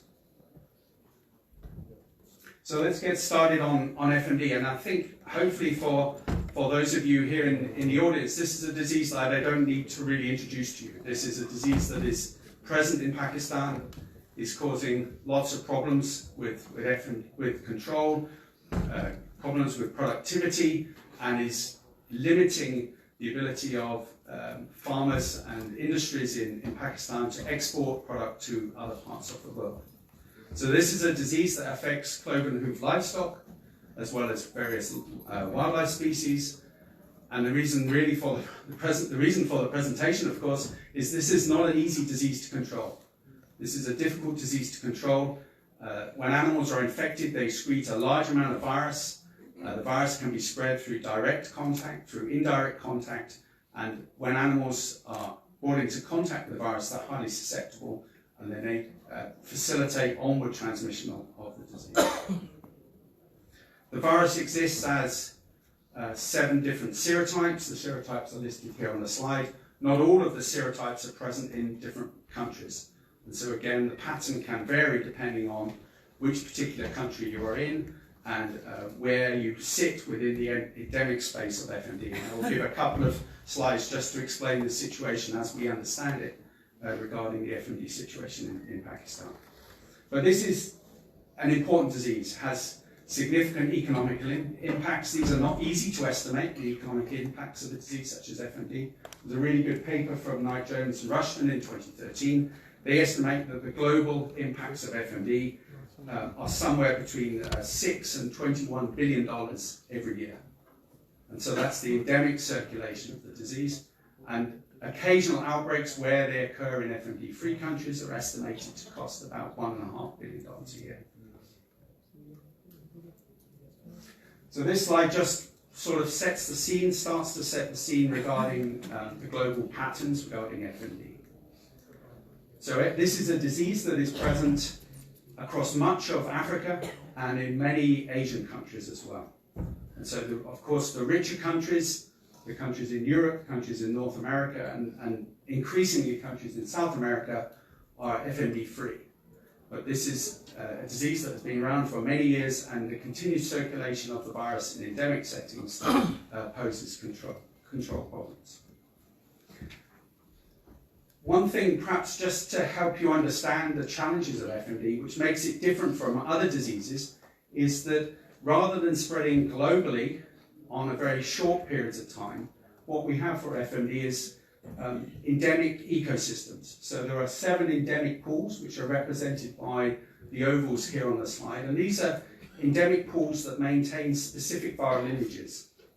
And so generally, viruses stay within these pools, and they don't move beyond those pools. But of course, as I will show you in the next slide, when the viruses do move into new locations, it can cause significant challenges for vaccination and other control measures. Pool 3 is represented here in the room. The pool Pakistan sits very much within endemic pool 3. And in pool 3, the endemic serotypes that are present in this pool are serotypes O, serotype A, and serotype Asia1. But as I say, increasingly, and I think this is probably a consequence of globalization, we see viruses moving into new ecosystems. And here on this slide, I just highlight some recent events where new viral lineages have caused problems in this particular region. So in general, viruses from pool 2, this is the Indian subcontinent, do not move into pool 3. And this is in part due to the very strict border controls between India and Pakistan. But occasionally we do see viruses spreading, and so you can see already from here an example is an incursion of a new serotype O lineage in 2019 and onward detection in 2020 in Pakistan. We also see viruses moving into Gulf states of the Middle East from pool 2, probably through migrant workers that are moving to build, again, big infrastructure projects in the Gulf states of the Middle East. And we also see viruses moving from countries such as China and Mongolia to cause outbreaks in countries to the north of Pakistan, such as Kazakhstan and Russia. So these are viruses moving from the east to the west, and in general it's this east to west conveyor where viruses that emerge in countries such as Afghanistan and Pakistan move across the region sequentially to finally cause outbreaks in countries such as Turkey. More recently, and probably within the last 12 months, there's been a lot of focus on viruses coming from East Africa into pool 3 countries. And here there have been high-profile incursions due to serotype SAP2. This obviously is a novel serotype into the region, and a number of outbreaks have occurred in a number of different countries, such as Iraq, in Turkey, in Jordan, and Oman, highlighted here on the slide. And this is not an isolated event. We've seen incursions of other viruses with an East African origin in the region, and whether or not they will continue now to be maintained within the region and perhaps spread more widely is something we need to be aware of. So let's talk about FMD vaccines. So most FMD vaccines, which have been made for many years, are generated by growing up large amounts of FMD virus in cell culture, inactivating that material, preparing it with an adjuvant and using it as a vaccine. And so this approach leads to something like 2 billion doses of FMD vaccines being administered every year globally. And these vaccines work. So FMD control in Europe was achieved through the wide-scale use of vaccination. FMD control within South America has also been very much facilitated by the use of good quality vaccines. But of course, FMD vaccines, as I'm going to show you in the next few slides, are quite a complex product. So the vaccine needs to cover different viral serotypes, and often the customer needs to define which particular serotypes need to be included in the vaccine. And the other factor with FMD vaccines that is particularly pertinent is that the immunoreactive component of the vaccine, which is part of the vaccine capsid, which we call 146S, is very unstable. And so this makes FMD vaccines perhaps one of the most challenging vaccines to make, because even though you can perhaps grow virus very easily in the laboratory, preparing a formulated product inevitably leads to destruction and removal of the intact vaccine. And we have many experiences of this problem in the work we do as a world reference approach for FMD. And so you end up with a scenario here where there's quite often a lot of poor trust relating to FMD vaccines and lots of reports of vaccination failure in the field. And so what are the factors that contribute to vaccination failure? Of course, perhaps you're using the wrong vaccine in the first place and it's not well matched to the serotypes that are circulating. Perhaps the vaccine that is being produced is poor quality vaccine. It doesn't contain a high amount of the antigenic protein, or perhaps all the protein is degraded. But there are other factors that are quite often ignored regarding the use of vaccination, which also can play critical components. So obviously, if there's a failure in the cold chain, the producer maybe makes a good quality vaccine, but when it is admitted into the field, the vaccine is degraded, and so when it's administered on the farms, actually there's very little active component left. Of course, if you're not properly using vaccines, and perhaps only vaccinating a very small portion of the population, that can also lead to vaccination failure. So you need good coverage of the population. You also need to follow the protocols and schedules that are recommended by the companies. And then the other really important factor for FMD is vaccinations on their own are very rarely successful.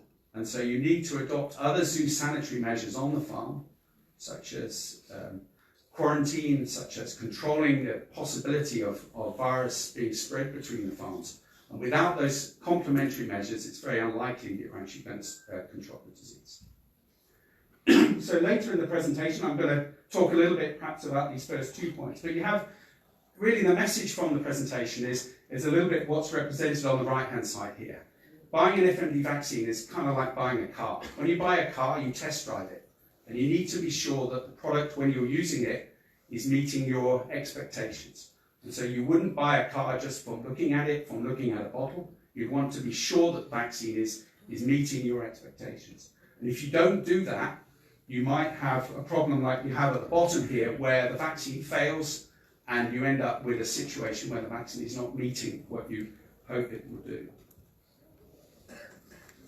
So the situation, of course, in Pakistan is very complex, in that vaccines can be procured from a range of different suppliers, both local suppliers as well as international suppliers.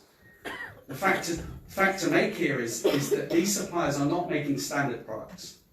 So FMD, again, is very unique here in that we don't have standardized vaccine strains, and largely speaking, almost every producer will make a different vaccine. And of course, as a customer, you want to make sure that the vaccines that you are purchasing meet the inherent genetic and antigenic diversity of the field strains. And so you end up with a question, where you're never really quite sure which vaccine should you purchase. And so you need to be ensure, how do you ensure that the vaccine that you're purchasing is fit for purpose, and how do you know that it's actually going to work in the field to protect the animals that are vaccinated? And that's what I'm going to explain here, perhaps in the presentation, is an approach that is relatively simple that can be used to verify that the vaccine is fit for purpose. And of course, the first test that is used for FMD vaccines, if you look in the terrestrial manual of the World Organization for Animal Health, they define potency tests there, which are conducted usually in cattle. And on the right-hand side, you have some examples of it. These are very standardized methods that are defined by the WOA, which either use titrated doses or full dose experiments, where you vaccinate animals and then you challenge them 21 or 28 days after vaccination and look for protection. Most of these studies are conducted in cattle, and if you collect serological data, you can use the serological information here as a correlate of protection. And you can see already from this information here, animals with foot lesions are not protected, animals without foot lesions are protected, and you see a clear difference in the serological relationship that we observe in those animals. Of course, these studies are quite expensive and not always conducted, and it can be quite challenging, particularly in endemic countries, to source FMD negative animals for these studies.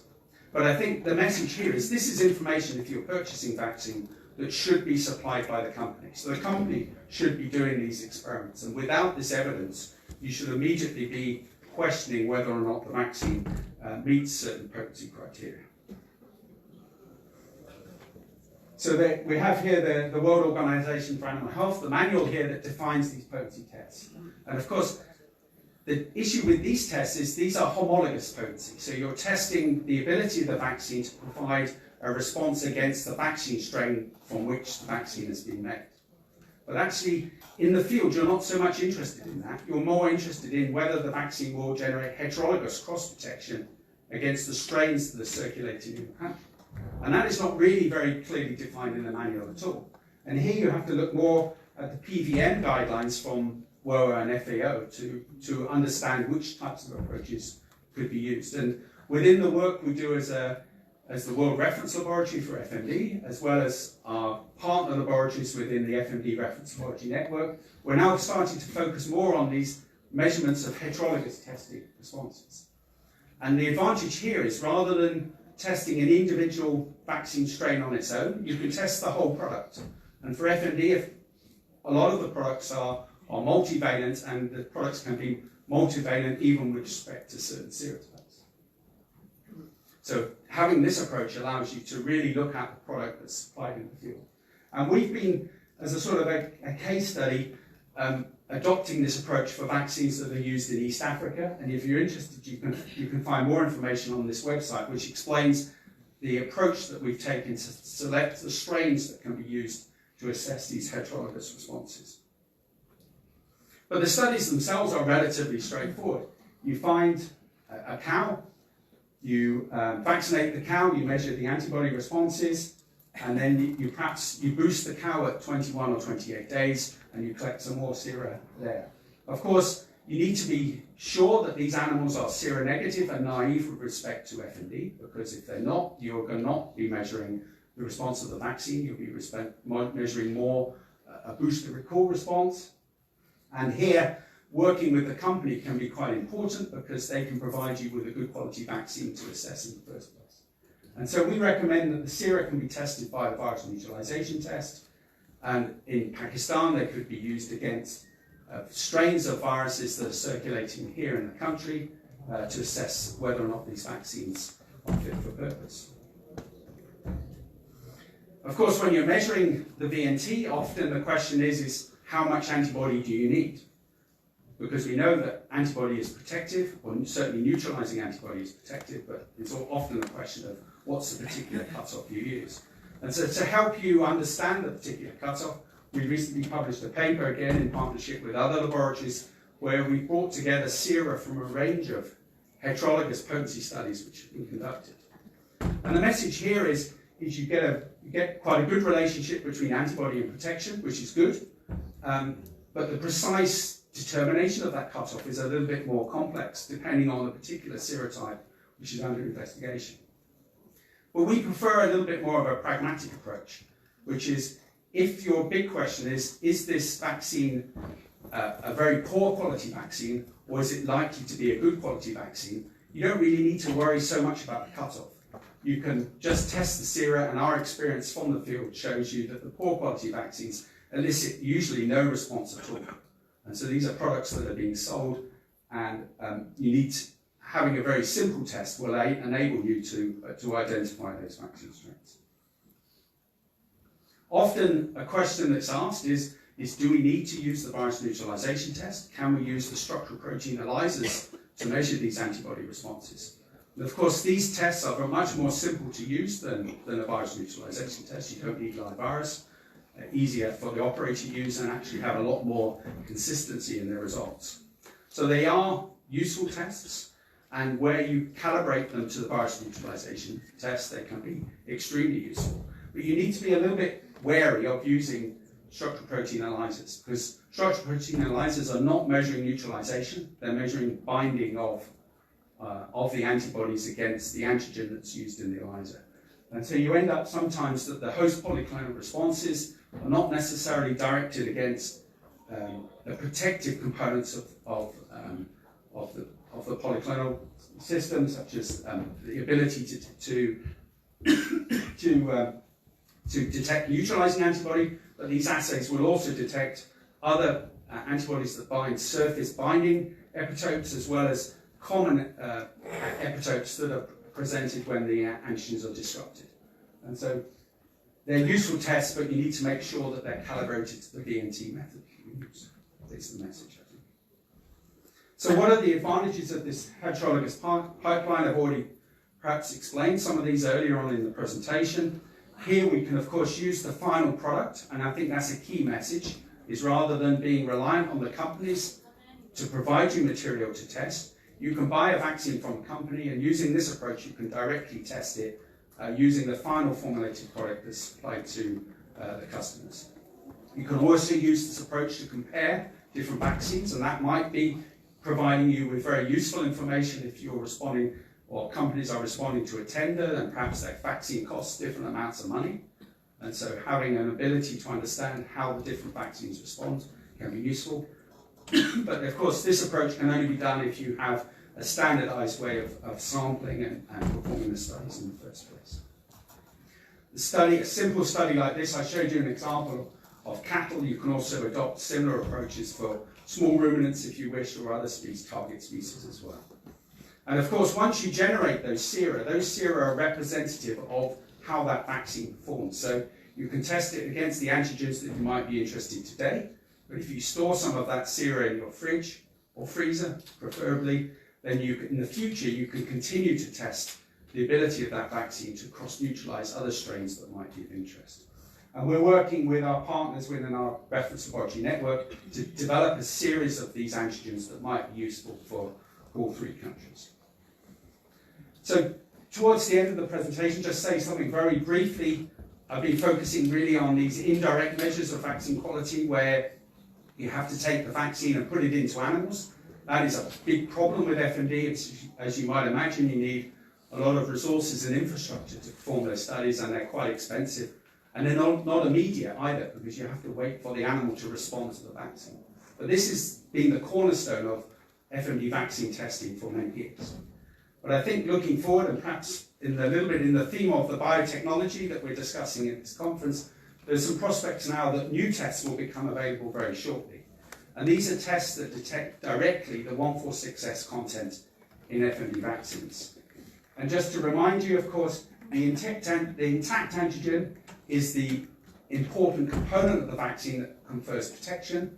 When you get disruption of this antigen, or you use a component of the virus, you do not get any neutralizing responses, and those vaccines are not efficacious when they're used in the field. And so a range of immunoassays have now been developed, which some of them are using mouse monoclonal antibodies, some are using Laumer nanobodies, which enable the operator to directly detect the 146X content of vaccines.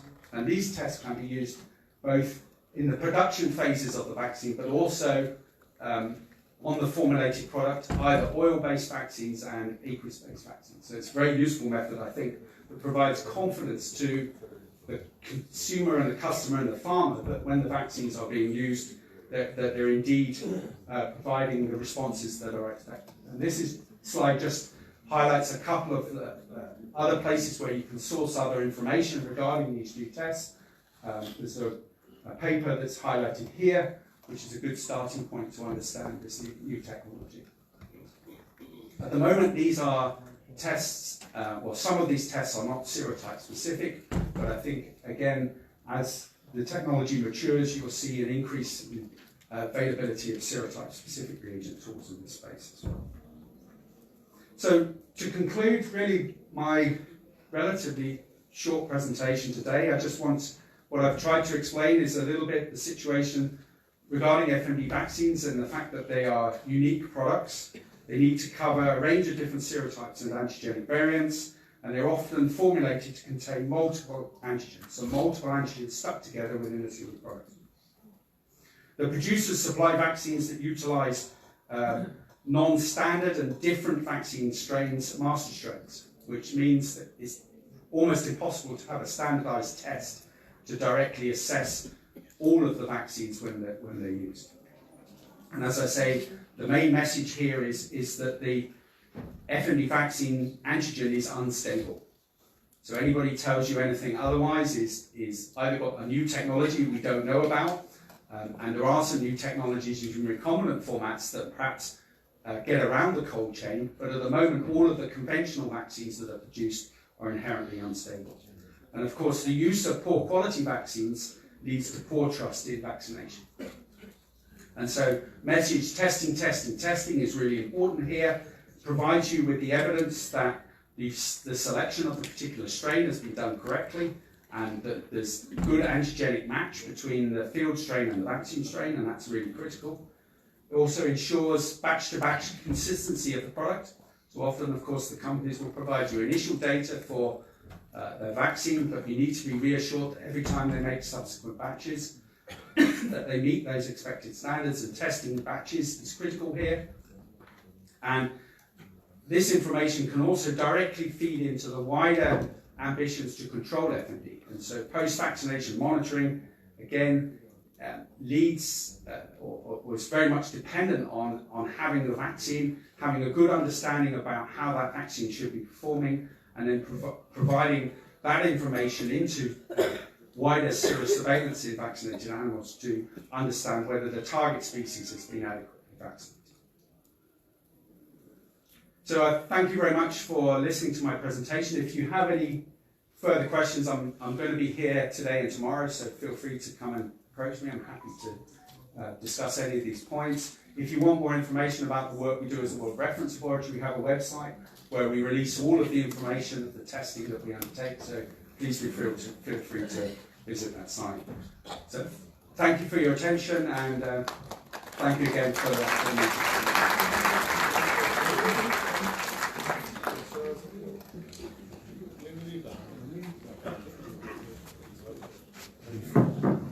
Thank you so much, Dr. Royal King. And as he said, the questions you can take from him in the coming 2 days, and I know all of you are hungry like I am.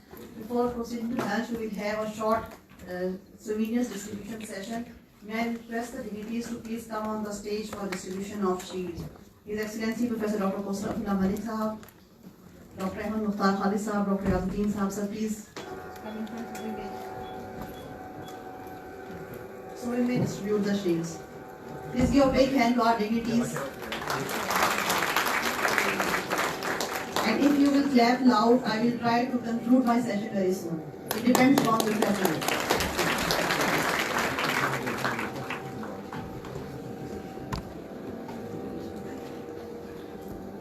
As it has been mentioned many times that the event is being organized by 13 different institutions. Shukri sahab, effort karo kahin zara upar aan di.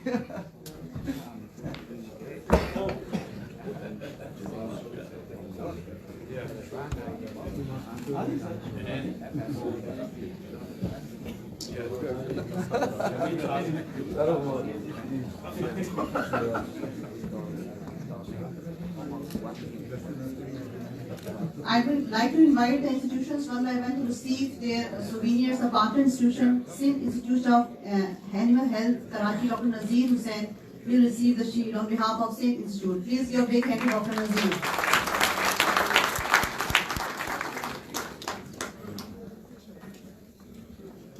The next shield is for University of Veterinary and Animal Sciences, Lahore. Professor Naseem Ahmed Sahab, who was the Vice Chancellor when we decided the event.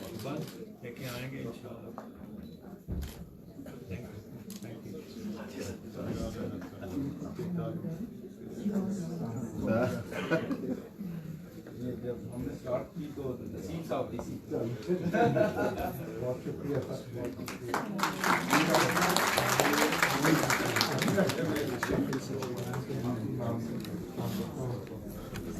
National Center for Biotechnology, National Institute of Biotechnology and Genetic Engineering, Deputy Dr. Mazhar Iqbal Sahab is sitting among the audience. Please give a big hand to Dr. Mazhar Iqbal.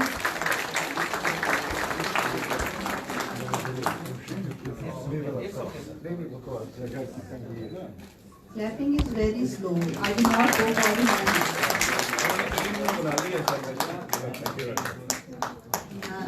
National Institute of Agriculture and Biology, Faisalabad. Dr. Mudassir, is he sitting here? Dr. Salahuddin.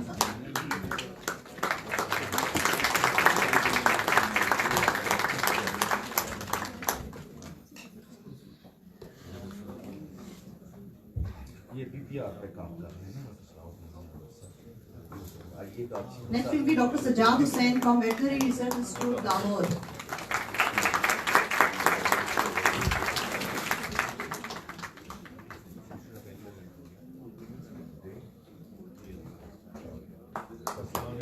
Dr. Tariq will be receiving the shield on behalf of DG Livestock Research KPK. I will not go for the lunch, I promise this. Still, these are very few caps. Please. From University of Agriculture, Faisalabad, Dr. Kashif Salimi Sahab is sitting here.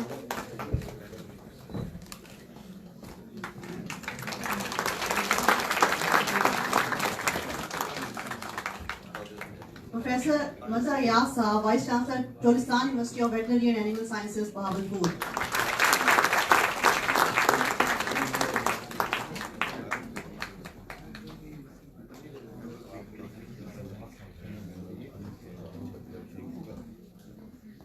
Dr. Amjad Ali from National University of Science and Technology, Islamabad.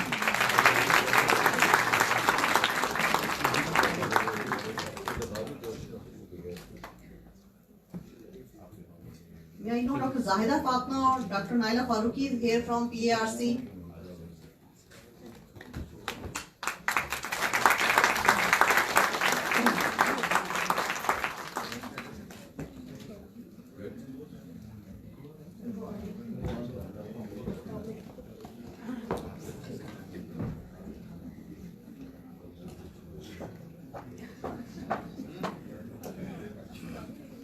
I saw Professor Sadaf there. Is she still sitting there? Professor Sadaf from SPS.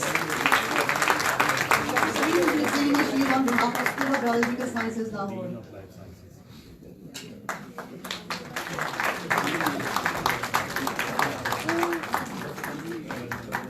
And now the shield for the host institution, Professor Dr. Muaz will receive the shield on behalf of CEMB. Sir, Karen, koi haal nahi. He is saying,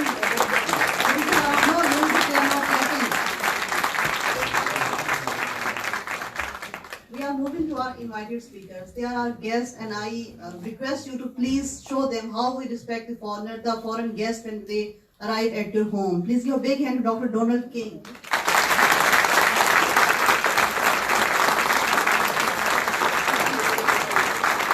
He came from University of Veterinary Medicine, Austria. UK. Professor Michael Hess sitting there from University of Veterinary Medicine, Austria. Professor Michael Hess.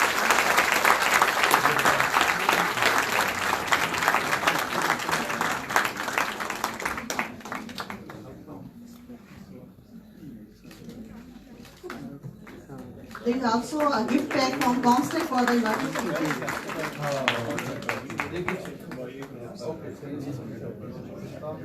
Dr. Budanan Bela from University of Indonesia.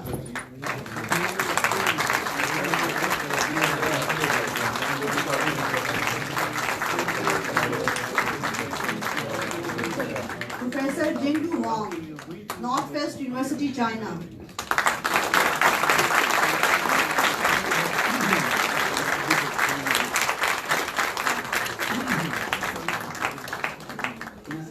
Professor Chang He, China Innovative Academy for Major Animal Disease Control.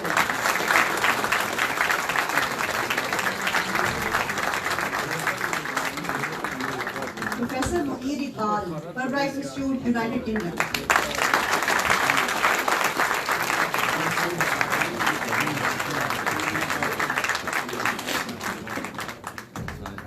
And Dr. Derya Kertesiani from Turkey.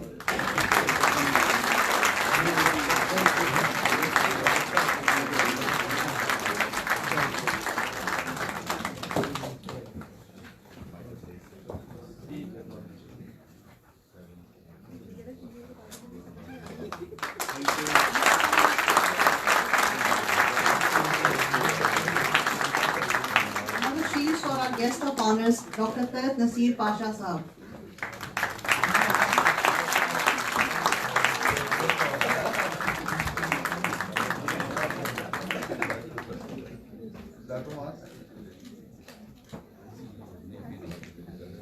Dr. Ahmed Mukhtar Khalid Sahab.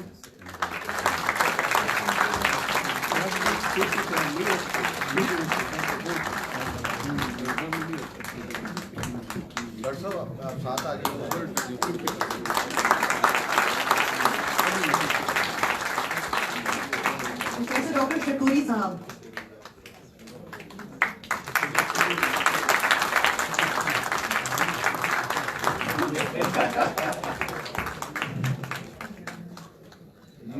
Professor Dr. Shahid Mahmood Beg Sahab.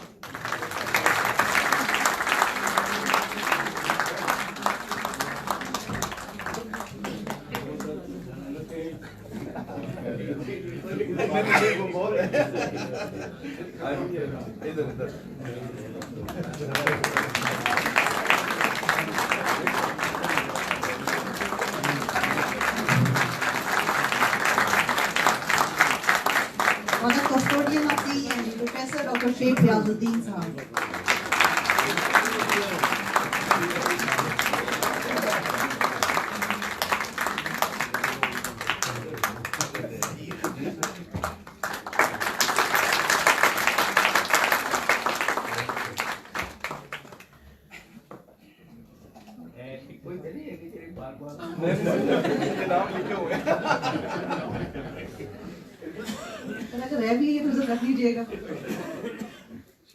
And now last but not the least, Honorable Minister, and may I request all the dignitaries in the guidance of Professor Dr. Sheikh Riazuddin Sahab to please give the souvenir to our respected Professor Dr. Kosar Abdullah Malik.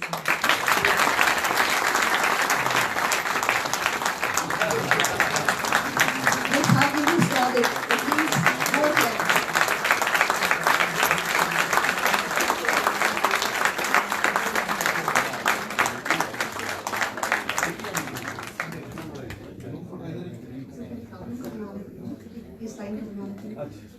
There will be two group photos, one for the persons at the stage, and then we go for the participants group photo. थोड़ा सा आपको आगे चाहिए थोड़ा सा